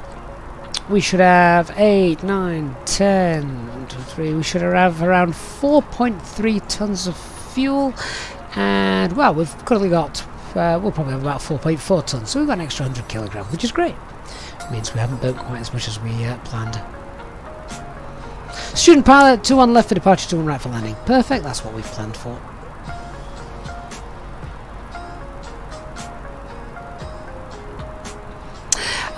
Mitchell Taylor, hi my friend. Do I know of any new planes coming to the console? You're a bit down ever since FlyByWire removed it from the console. Yeah, that was all to do with some sort of licensing and coding, wasn't it? I'm afraid I don't. Basically, the console is whatever can get into the marketplace. Now, I think Aerosoft aircraft try to always get into the marketplace, don't they? They're working on an Airbus 330 at the minute, which would be nice.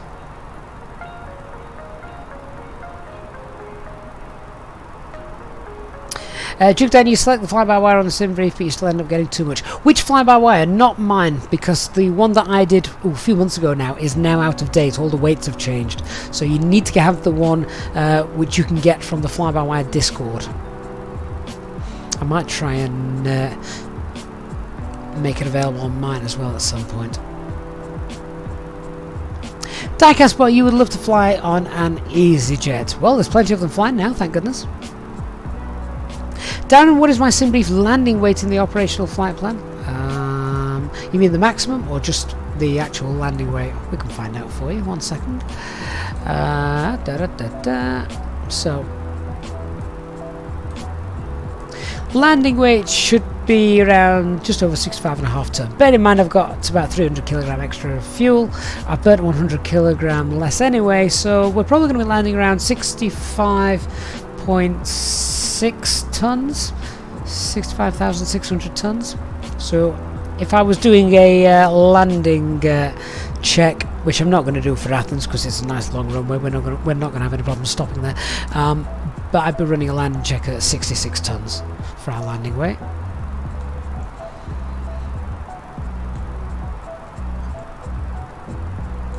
The exotic man, which website do I use for checklists?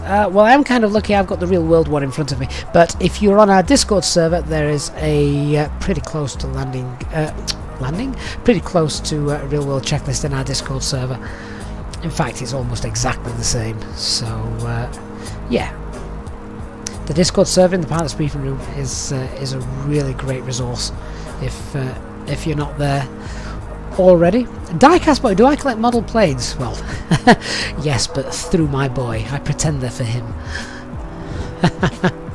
In fact, we got a couple more when we were at Manchester yesterday. He wanted an Alitalia one because he thought, well, that's it, they're not going to be making any more of those, which he's probably right.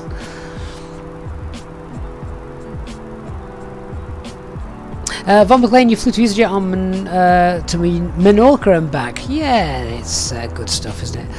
Hey, Christian, you were right. There's a lot of blue out here.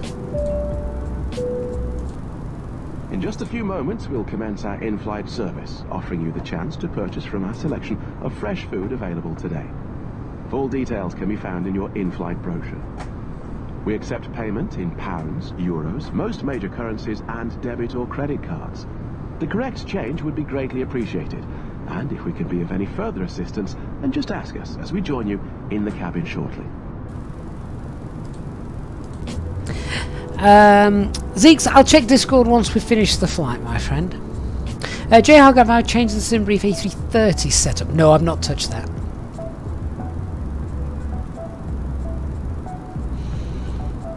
Nick, thank you for calling the Discord. Now Darren, if your landing weight is 6,700 for both, that's a problem with the weight of the aircraft. But it's not your fault. At the moment, the weight of the aircraft is a little bit too high. The dry weight is a little bit too high at the moment, and SimBrief doesn't know how to play with that. So just make sure you set your passenger payload in SimBrief to anywhere between 140 and 160, and you'll be fine. Leonardo, do I have my own A320NX airframe? I don't. I used to, but then FlyByWire brought one out, which I saw no reason to mess around with. Leonardo, do I have any video interpreting the SimBrief flight plan? Yes, I have. If you check out the Real World Procedures tutorial playlist, there's one there which is incredibly detailed for SimBrief, so do go ahead and check that out. Diecast, will I get X-Plane 12 when it comes out? I haven't decided yet.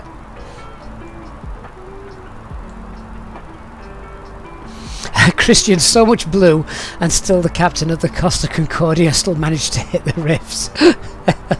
That was ages ago, that, wasn't it? Yeah, I remember that. Should we start looking at this approach? Just things we might need to get set up. So we're going to come in at Nemes, down to Didymon, that's a great name, and then Aegina, the NDB. Now we've got no real constraints to worry about. However, if we opt for 7,000 feet at Aegina, that would be right. That's the lowest we're allowed to get down to anyway, 7,000 feet at Aegina. Let's just move on to onto here. 7,000 feet then. Oh, actually, 7,000 feet at the Athens VOR. Yeah. Okay, so we want 7,000 feet at the Athens VOR. From there, then we fly straight from Athens. Oh, actually, we can't get any lower than 7,000 feet until we are 8 miles from SAT. Right, okay. Well, let's go ahead and put SAT in the RadNav page.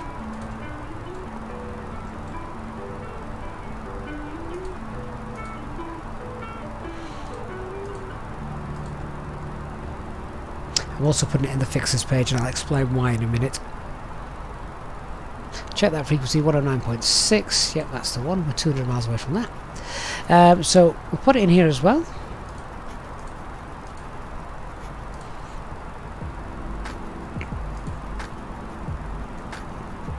Turn that on.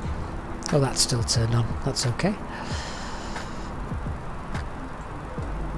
Right, so let's have a look.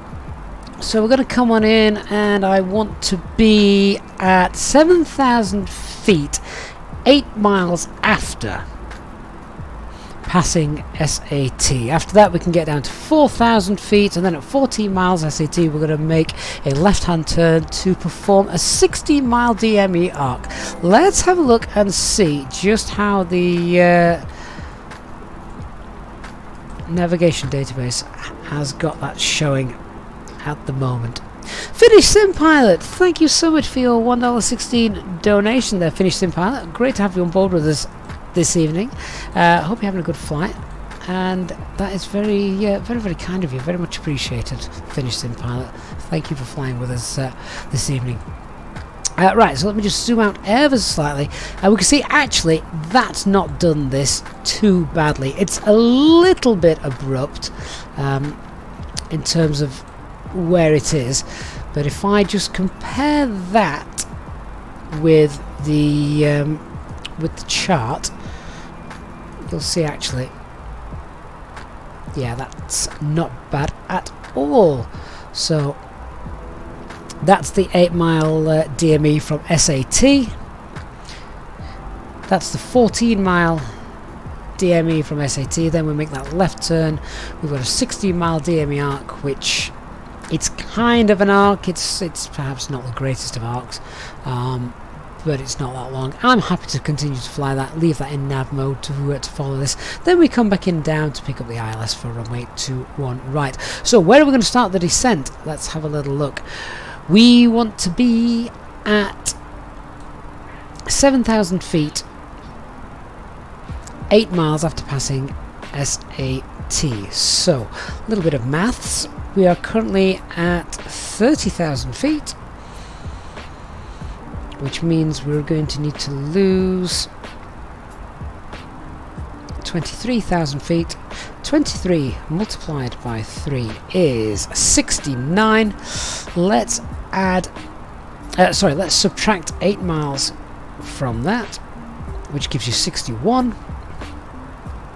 So we're looking to start our top of descent. Let's call it 65 miles, and we can obviously monitor that as we go down. So 65 miles from the SAT VOR. Let's go ahead and pop a range ring in around that, shall we?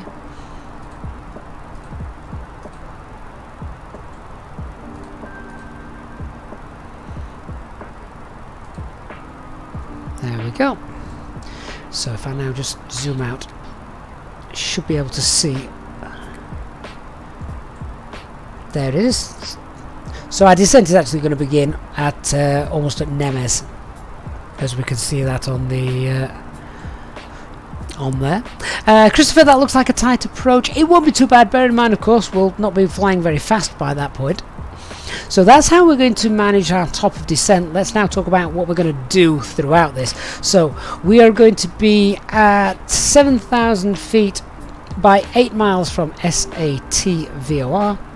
From there, I want to get down, and I want to get down to 4,000 feet. After 14 miles, we're going to get down to 3,000 feet, which is our platform altitude as well. So the plot B, I want to be green dot by the time we get we leave SAT. Strangely enough, what have we got? A distance of what is it? 2, 4, 6 miles. There's only 6 miles between those. So I want to be slowing down really to green dot by 8 miles. From there, we can get down to 4,000 feet.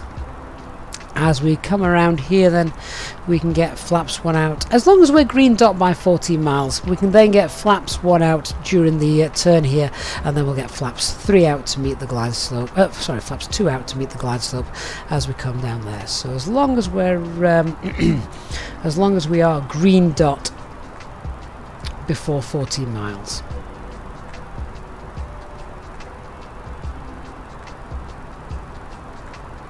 Antrak, good evening. Didymon means twins. Does it?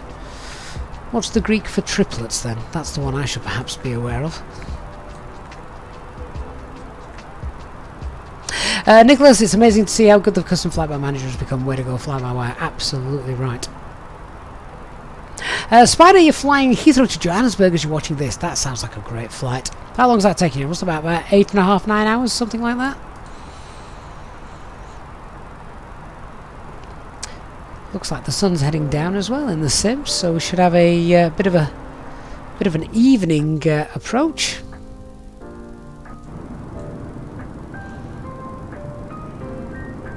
Ooh, lovely.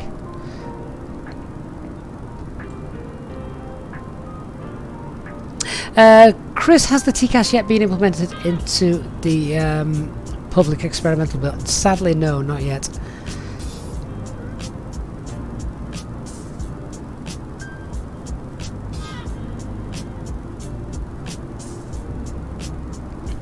Christopher says diecast, it's an OCD dream.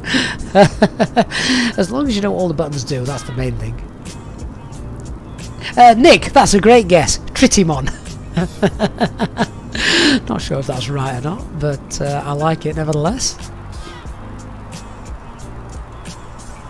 Matt, when you adjust the barrel, do I adjust it on both knobs? Okay, so before I start the descent, I will have the local QNH on the standby, and which that should be standby there, to be fair, but it was standard pressure anyway. I will not set the local QNH up here until I've selected an altitude below the transition altitude. So we're going to be landing on runway 21 right. The star that we are using today is the Nemes 1 Alpha. And our transition altitude for this approach is into Athens is 9,000 feet. Platform altitude is 3,000 feet. Minimum safe altitude as we're coming in first sector as we fly through is 4,500 feet to begin with, and then as we fly over the airfield it changes to 7,000 feet. Weather is great in Athens, so it's going to be a Cat 1 approach, as the runway visual range is well above 550 meters. Our missed approach climb gradient is absolutely fine at 4%, so it's going to be minimums of 482.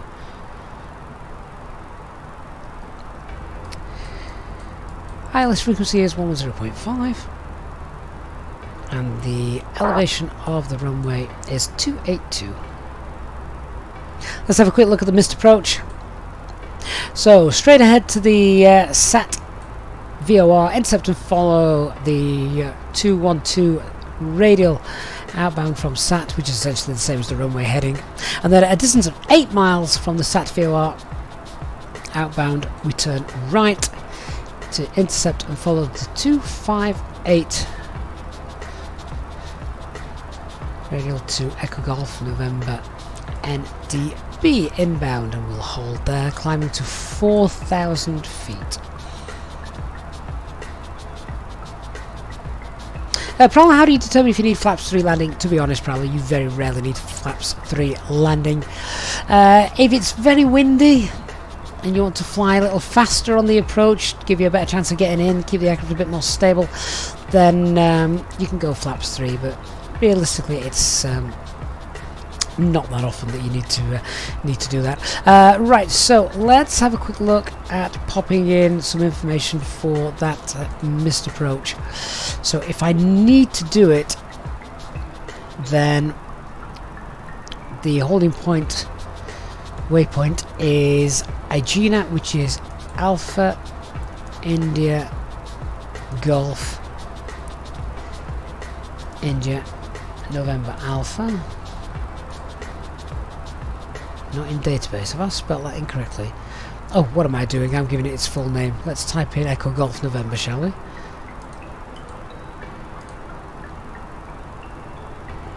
There it is.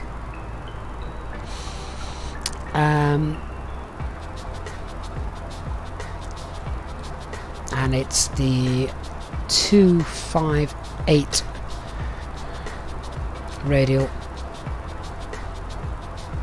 which is going to be 078 inbound.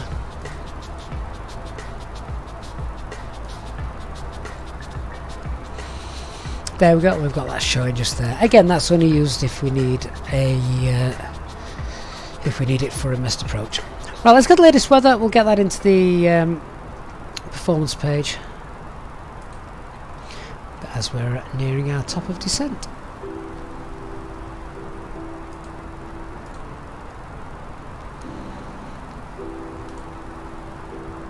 Whilst I'm waiting for that, let's just do a quick check on what we do after we've landed.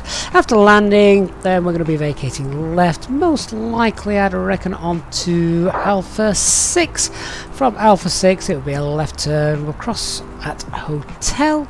Obviously other traffic in the airport, lots of people flying to Athens at the moment given the fact that the airport is brand new and released, and then we'll taxi and park in front of the main apron.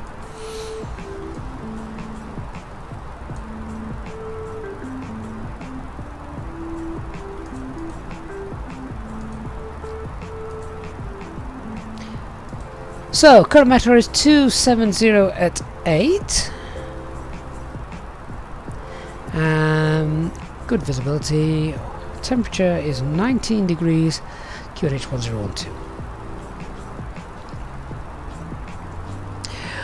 We'll go auto brake low. We'll set 1012 now on the standby.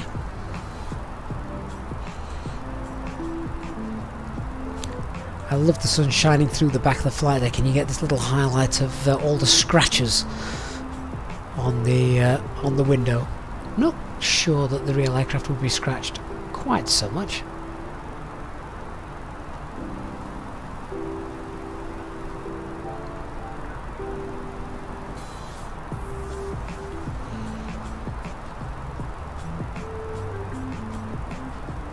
Lazarus, SAT is at the end of 21 left. Shouldn't you put the outbound radial instead of the inbound?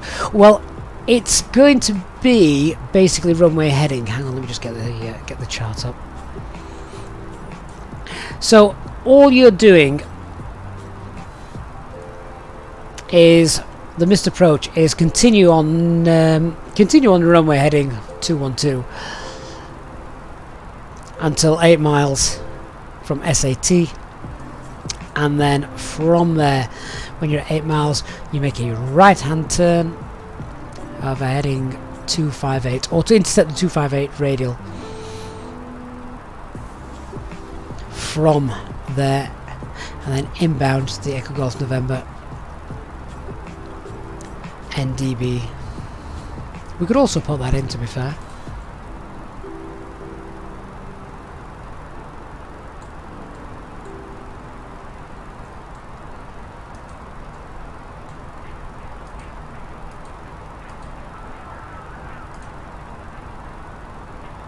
There it is.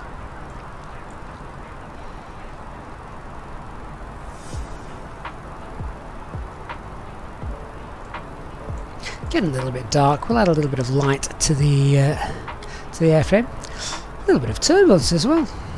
Probably because we're flying over some terrain now.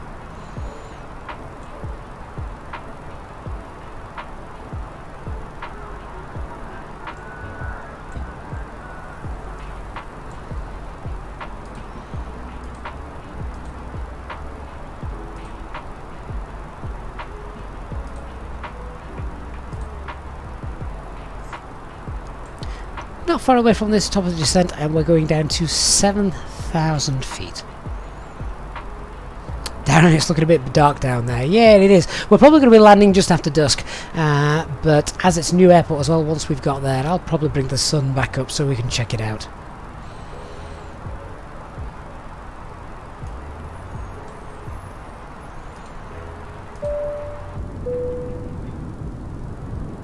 Ladies and gentlemen, take full advantage of your tax-free allowances today and make some amazing savings with our boutique range.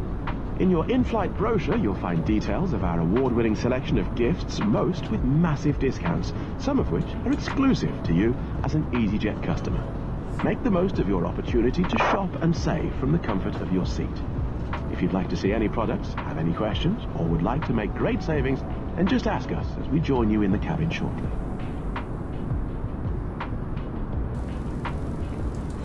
A little bit of wing wobble that you can see.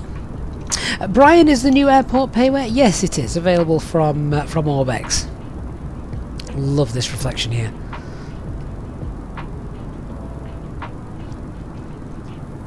The colour of the sky looks fantastic. In fact, I think that overall looks rather nice. Christian, carefully, they've lost Nick on the TCAS. He may just sneak up in front of you on final. Well, to be fair, this time, Christian, he can land in front of me because he should be about 10-15 miles ahead of me. Oh, there he is. There he is. He's already on his way down, look.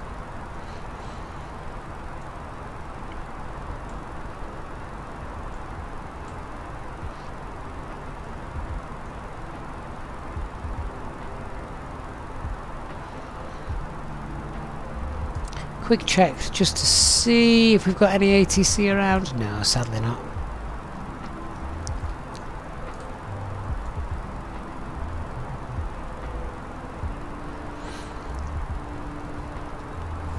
So let's just check everything is in order before we start heading down. So we've got the weather, we've got the landing information, the FMGC is all set and coded. Ooh, let me just check that RadNav actually. 110.5, yeah, that's correct.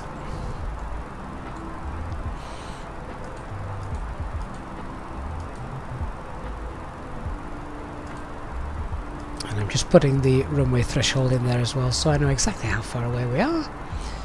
67 miles.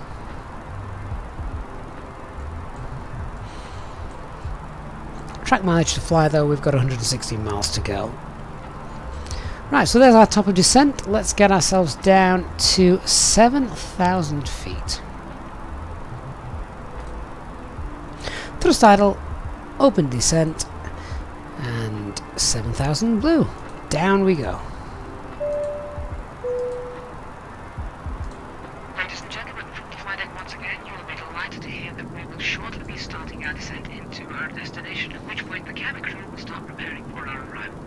If you could please make sure that all the aisles are clear, the cabin crew are able to make their way around the aircraft without any luggage in the aisles, that would be most appreciated. A reminder for our Easyjet and Pilot members that free drinks are still available from the cabin crew until the seatbelt signs are turned on. Please note, however, that the toilets will shortly go out of use. Thank you. On our way down now, the sun's still just catching the wing there. That looks really nice, doesn't it?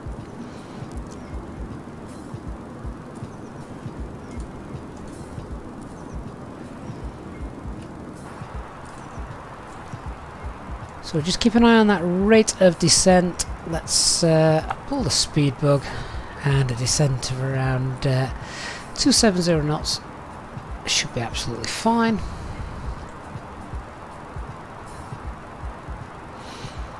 Rusty Racing, how do I get the different camera views? So they are custom camera views that I've set up. Available to download as well. If you're on our Discord server, you can get those, install them, and you can have the same camera views as I use. Zhao, the top of descent has been calculated using the rule of 3, so it's how many feet you want to lose, and then just multiply that by 3. How many feet you want to lose divided by 1,000, and then multiplied by 3. What are the visual differences between the A330 and the A350? Oh, the windscreen looks different. Windscreen? Windshield, whatever you want to call it. It's a slightly sleeker design on the nose as well.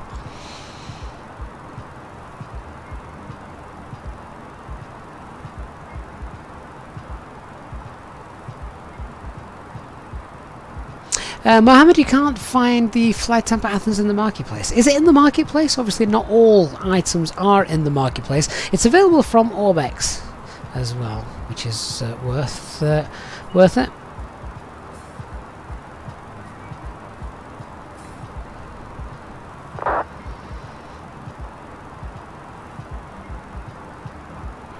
Christian, you'd like to have a Concorde, but you haven't got the slightest clue how to operate it. Oh, guys, could you imagine if I did a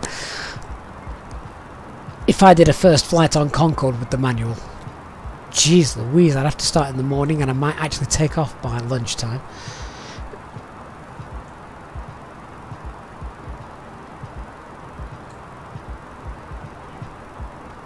Sheldon McDo doesn't have any means of top of descent calculation. No, it doesn't. No. Let's turn the brightness down on the primary flight display so I can see those numbers a little bit easier.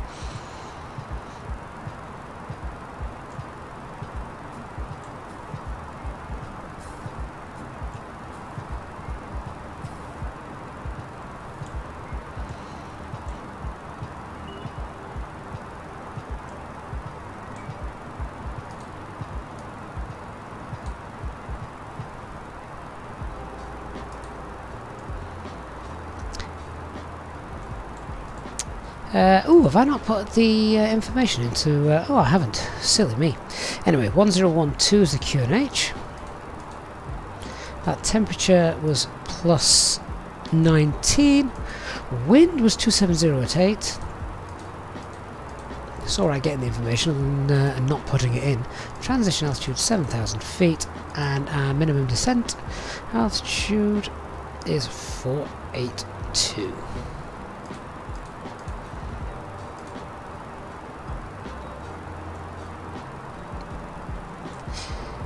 Go to the flight plan page. We've got 77 miles to go.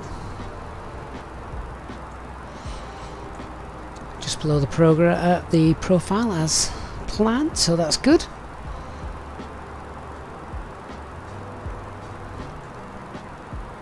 That looks great, doesn't it? How nice does that look? Welcome to Athens.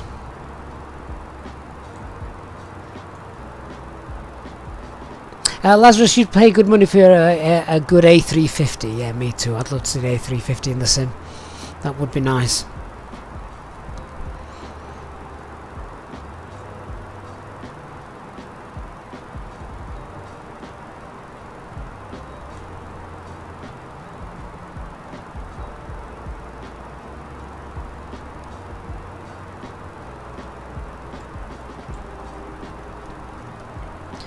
Okay, how far we got to go? We've got about 38 miles to go. And we're at 20,000 feet.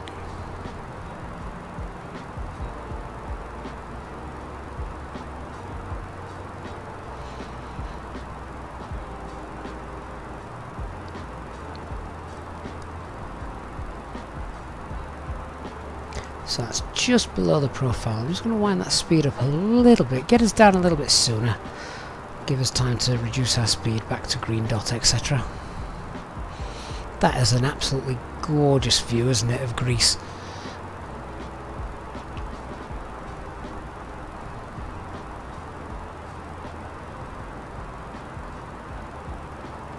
Took down the gaming. How do I know whether to put the minimum descent altitude into baro or radio? You only use it radio if you're doing a auto land. All other times it's the baro.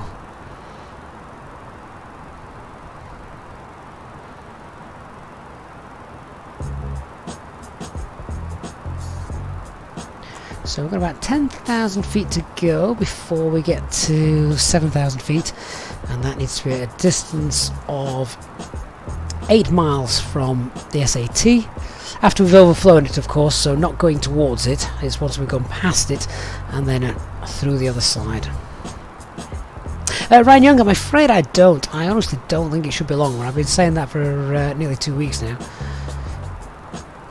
Definitely Hunter, nighttime is way better here than in X-Plane 11. Isn't daytime also a lot better here than X-Plane 11?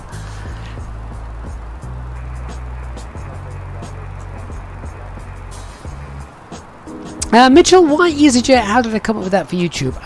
Just because it was Easyjet SOPs that I know, really. And I know a few guys that fly for them as well.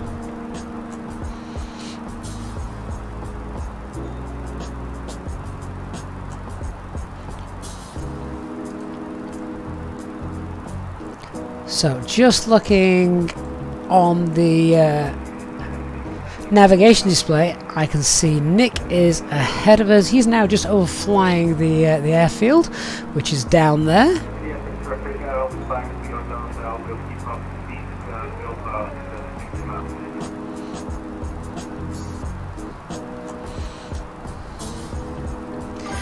Athens traffic Alpine 3-4 Alpha Mike, currently 15 miles to the northwest on the Nemes 1 Alpha departure. Correction, Nemes 1 Alpha arrival.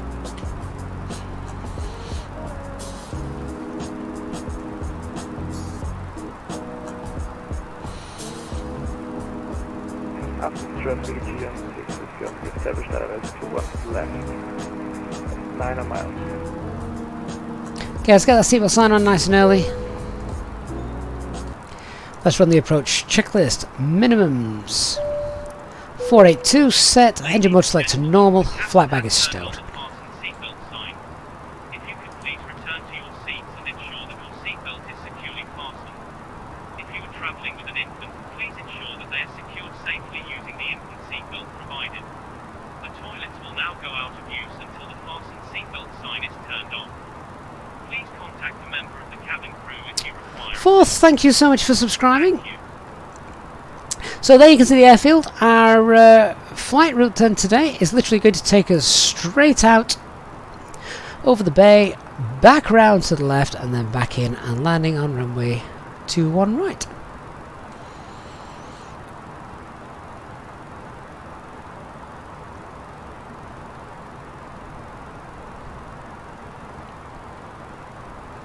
Got about 16 miles to go.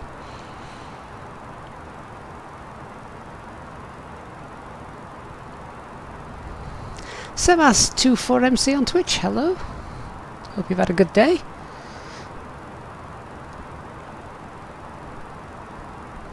can also see a aircraft coming into land as well, which is nice.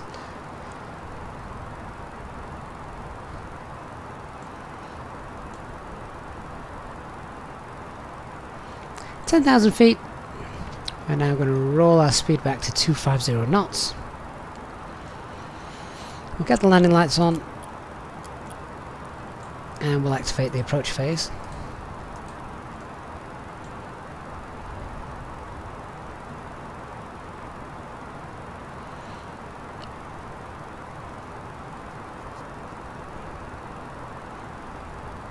Athens traffic at GN6 Whiskey Oscar short final 21 left landing. G-Star, good evening to you. Traffic Golf 5 Delta Gated 21 right. Just using a little bit of speed brakes just to get us down.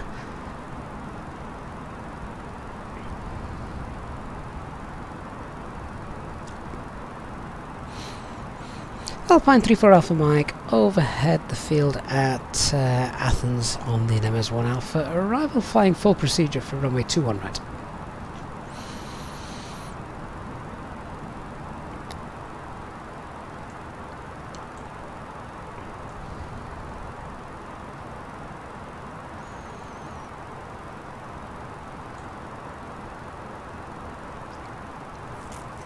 See you later, Quaffle. Thanks for flying with us this evening, my friend.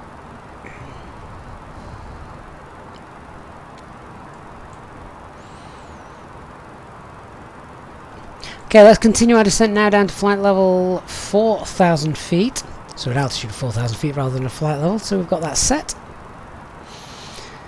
And I just need to bring the aircraft back to green dot as well. So I'm just going to get the speed brakes out a little bit more.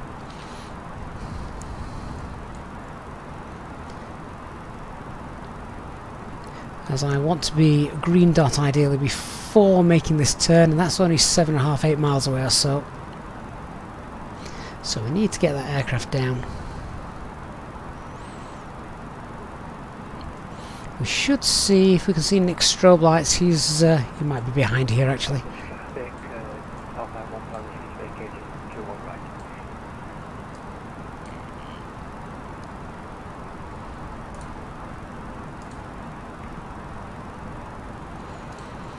And then we can get down to 3,000 feet after passing 14 miles from SAT.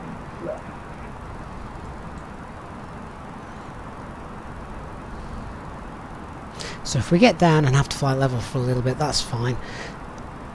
That'll give us time to slow down to green dot. Get flaps 1 out. Athens traffic 21 left vacated. Ooh, traffic lighted on 21 left. Well, that's okay, that's not going to affect us.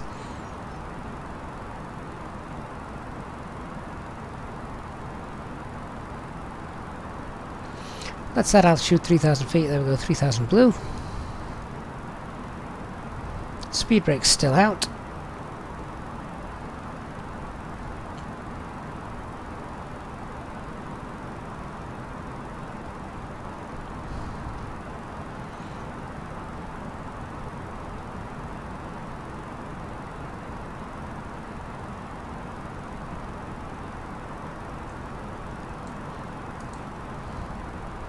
We've got a distance of 20 miles or so to fly, so that's okay. And the glide slope's now coming up to meet us. That's the important thing.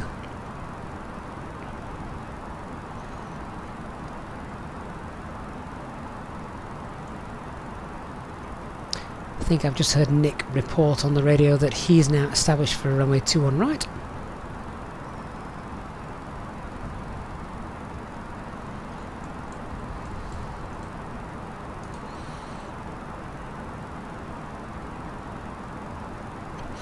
Just slow down that rate of descent. Can I get the speed brakes in as well? Coming up on 3,000 feet. Now let's go to green dot speed. So we'll go to manage speed.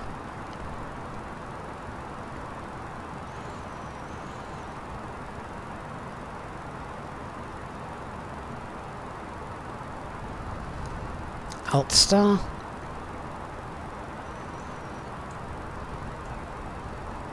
And I said we'd probably be coming into land just after the sun had set, and that looks about right. There we can see some of the other aircraft that departed with us flying the full procedure.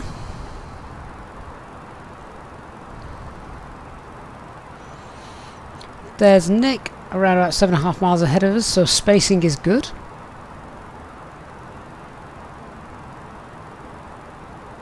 Athens traffic heading into 673, extending down on right, runway 21 left due to traffic.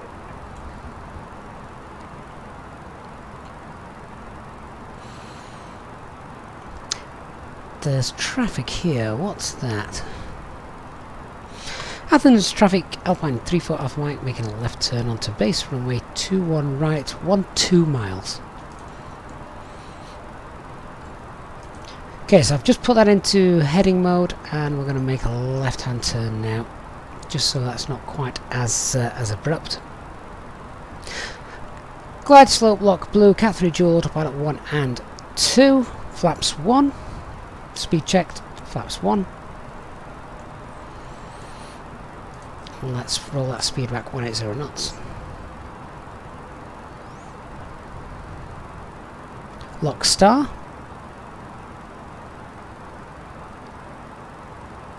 Traffic. Ooh. Are we going to get an advisory? Traffic again, 673, turning right base, runway 21 left, traffic. Athens traffic, Alpine 3 Delta Mike, just passing Athens VOR. Flaps 2, speed checked, flaps 2. There was 1, Alpha 4, 21 right. Athens traffic.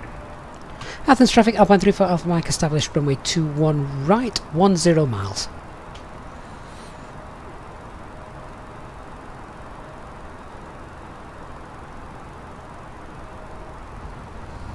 So apologies guys if I am just missing some of the chat now, as obviously just concentrating on the landing.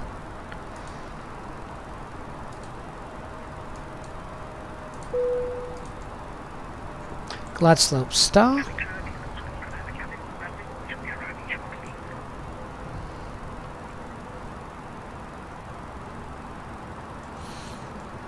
And at 8 miles we'll reduce speed 160 knots.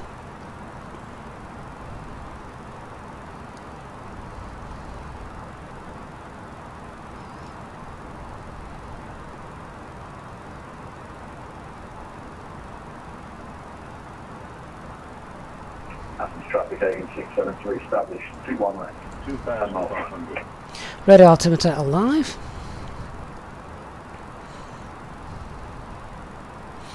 Athens traffic, Alpine 34 Alpha Mike, runway 21 right, 6 mile final.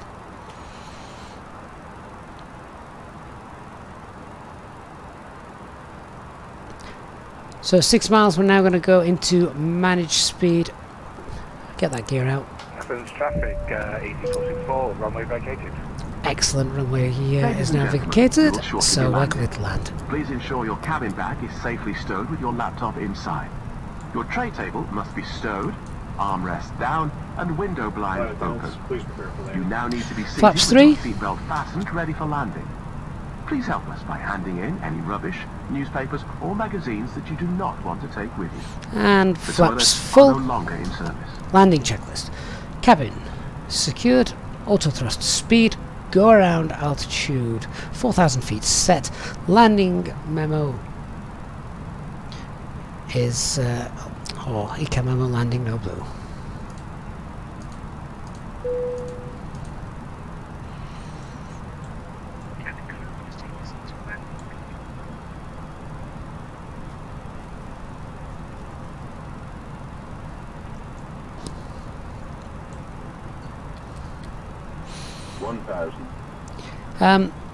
Any particular reason why all the lights have apparently gone out?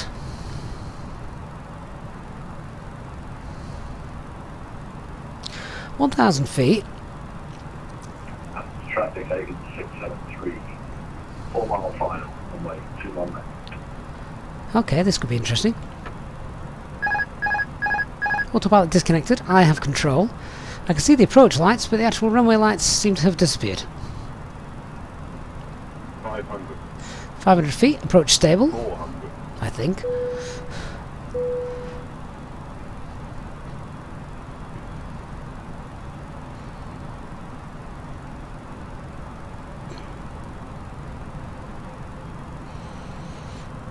I'm now purely relying on looking at the... oh, here we go, the lights seem to be coming back in now. 100 above.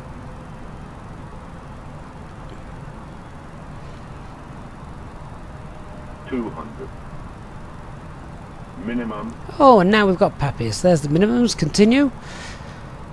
They don't seem to be agreeing too well with the ILS, but never mind.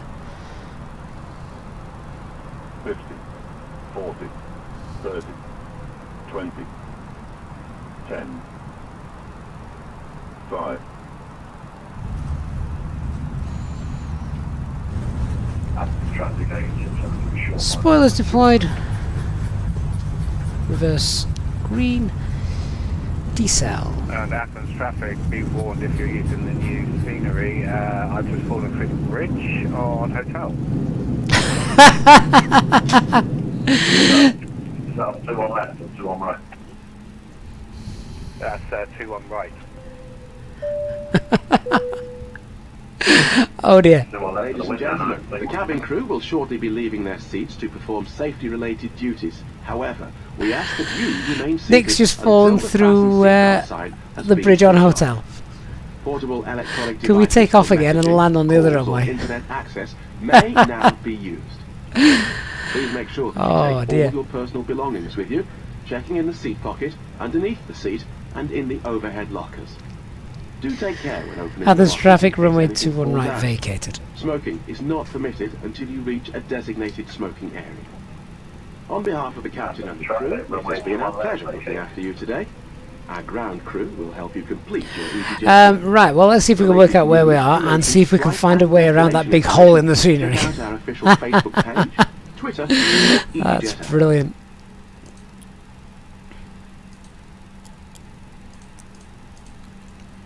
I'll leave the lights on for the moment just so I can see some signs. So we could potentially take Zulu. Quick look on this, yeah. So he's just fallen through at a hotel. Or we could go all the way back to Kilo. I don't fancy doing that. But I guess we could do. Should we try that? How strange. Let's backtrack all the way down then, shall we? Athens traffic, Alpine 34 Alpha Mike, now taxiing on Alpha down to Kilo, avoiding the gap in the scenery on hotel.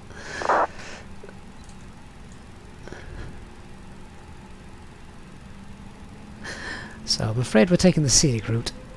Looks. I'm using FlyTampa scenery and I was taxiing hotel and didn't fell over the bridge. Oh, okay. Oh, we'll go 34 Alpha Mike. We're going to take hotel then, and wish us luck. Good luck. That is, of course, if I can actually find it. Has anyone seen a sign?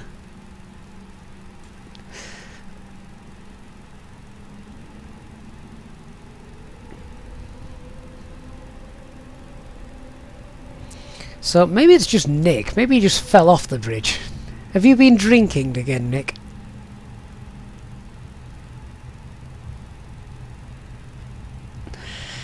Let me have a look and see. That's Alpha 7. Okay, where's Alpha 7? Okay, yeah, we want Alpha 7 then, because that leads us on to a hotel then. So we'll make a right-hand turn here.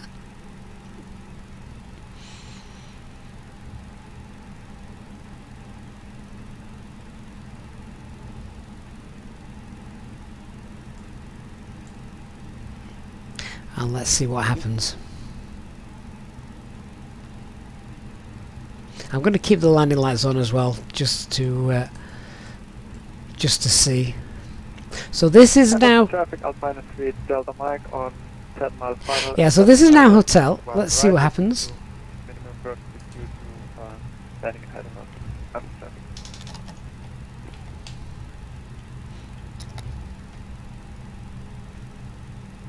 Here's the bridge coming up. Just before we get there, let's turn those off.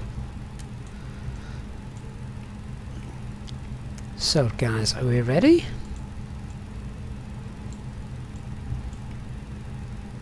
Let's just go really slowly as well. I don't want to... if we are going to fall off the bridge, let's do it gently. Look at the light display going on. That's quite neat.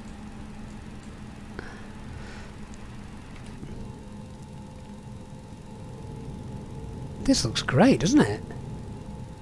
There's an IKEA as well just down there. Are we going to make it? Is it just Nick that's fallen through? I think it might be, you know. we've made it. So, Nick, what on earth happened to you? How did you fall off that?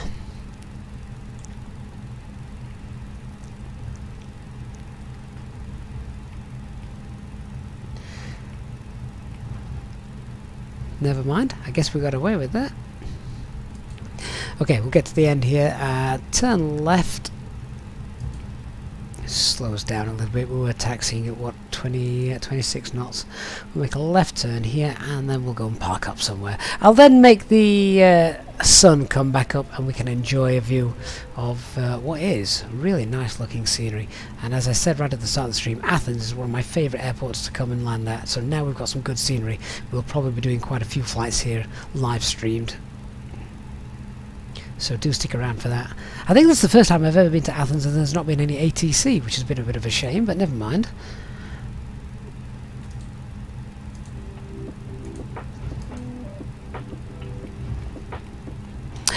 So Nick, you may have a conflict somewhere. Yes.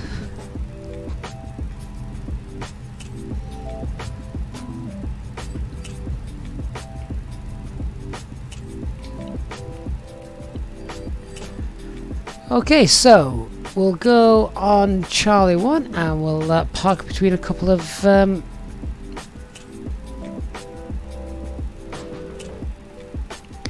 Easyjet aircraft, shall we? Might as well. I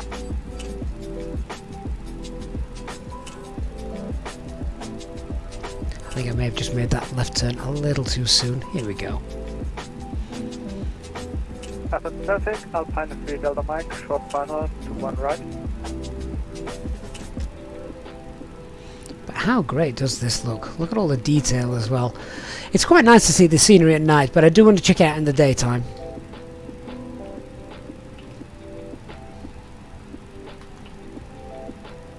We can get the landing lights off as well now, of course. Now we've found our way around. Turn the taxi lights off so we don't blind anybody.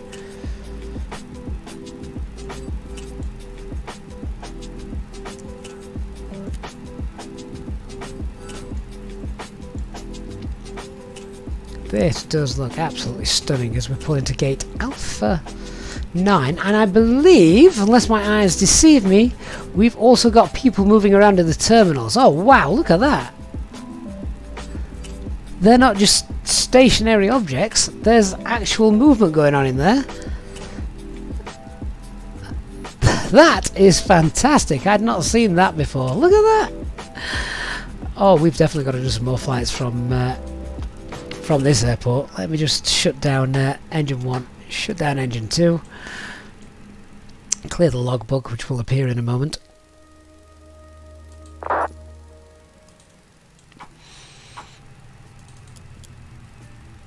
Seatbelt signs off and get the fuel pumps off as well, and then I'm going to get the drone camera out and we'll have a little look at the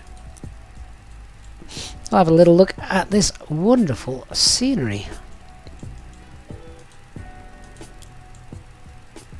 Now, can I also call the jetways using the tablet? Let's have a quick look there.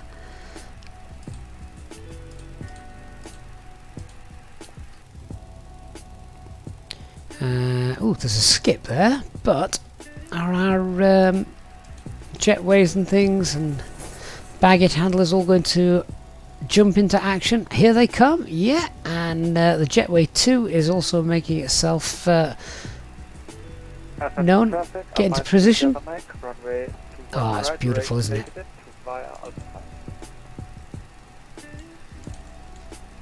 Res Rules, we almost parked in the terminal. No, we're nowhere near, mate. Nowhere near. In fact, we're on the final stop line, which is fine. Yeah, we're miles away from the terminal. Let's have a quick look at night time then, because well, let's go into the terminal. A lot of developers now are really paying a lot of attention and doing lots of great things with the terminal. I mean, look at that. They even got the signs in there, complete with both Greek and English signage, of course. One day it's going to be like walking through a GTA terminal, isn't it? It does look like someone smashed the windows from the inside, as they're all frosted. But either way, How absolutely beautiful. I always like to see as well the sort of main entrance to a terminal building and see what that looks like.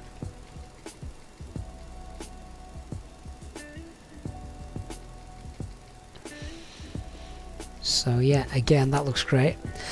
Moving flags as well. Lots of time I've seen oh, look at all the people outside. Yeah, lots of time I've seen flags blowing, or rather stationary flags, but I've actually got moving flags there that that we can see. Now, I don't think they are related to wind, because it wasn't that windy coming in tonight, so I think they're just on whatever presetting they've got, but that looks nice. And then Accor Hotels, very nice. I'm guessing we can't jump into a hotel room. Not that we'd want to. Pick-up and drop-offs. We've got coaches, some with lights on, some with lights off. Ah, looks beautiful, doesn't it? Really, really nice. And the fact that this airport is actually so big, let me just speed up the camera view so we can dart around a bit more. Lots of handcrafted items placed around. And there's the Olympic hangar. Nicely detailed as well. Oh wow, is there an Asian aircraft as well in that? Oh, I thought it was actually going to have a livery on it. Sadly not. But I love the way that they've got some... I thought they were going to be doing some work on it, like it would be a static model. It actually looks like it's just a default Microsoft Flight Sim 2020 model. I didn't know if they could sort of have an aircraft with an engine removed or something like that. Oh, hang on, what have we got down here? I'm going to have to turn the sun up, aren't I? I was quite enjoying the nighttime view, but let me just turn the sun up. Is there also moving trains as well? Ah, I've not seen those just yet. Well, is this the a sort of viewing gallery area for the airport? I don't know if the airport has one or not actually. But there you go. There's that's the approach we've just made, coming in on 2-1 right, just over there to the right. We've obviously got different hangars and things. That's quite nice. Oh, look at that. I forgot we're still on VATSIM. That's beautiful, isn't it? What great scenery. So, moving trains, presumably. Here's the train line. So, we've got trains somewhere. We've seen moving trains before in the Gatwick scenery, haven't we? Oh, that looks great. Have a quick look in the daytime. We've seen it at night time, but we may as well have a daytime look as well. I love the fact that you've got passengers moving around. It won't be long until we've got passengers boarding the aircraft, will it? I don't think it will be.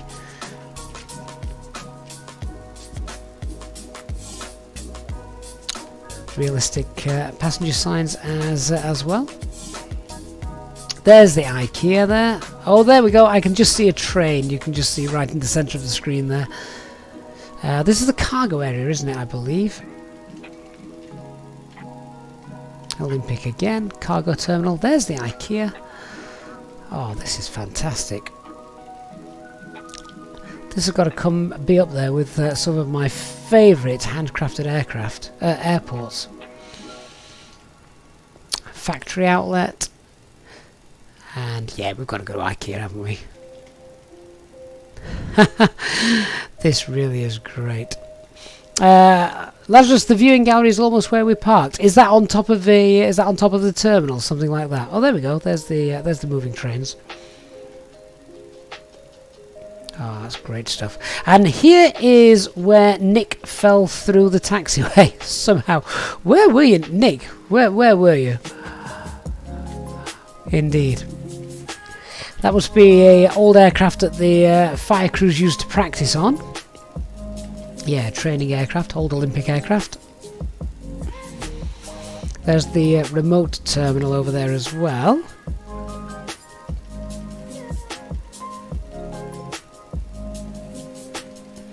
Ah, Nick, do you still have the old freeware Athens? Yeah, I did as well, so yeah, I have to remove that. Looks beautiful, doesn't it? Who's flying American Airlines? I don't think any American Airlines 320 is going to make it all the way from America. Oh, well, that's beautiful. Right, what a flight, what scenery. I've really enjoyed that tonight. Nick says don't go into IKEA, you'll be there ages. Yeah, but they do great sandwiches. Right guys, that's us done for this Tuesday evening stream. Thank you so much to all of you that flew along with us tonight. Really enjoyed your company. Nice spacing as well, lots of good touchdowns and a great flight out from Italy. Thank you to those of you who have donated, contributed and supported the channel throughout the flight and the stream this evening. Really do appreciate that. And of course, as always, to our Easyjet SimPilot channel members for your continued support. It really does mean so much to me. Thank you so much to all of you. I look forward to chatting to many of you on the Discord server over the next few coming days, and we should be back for another live stream again very soon. I'm not away this weekend, so we'll get some more live streams in throughout the week. Thanks so much guys, really enjoyed that, and I look forward to seeing you all again in the next one. Good night everybody, bye bye.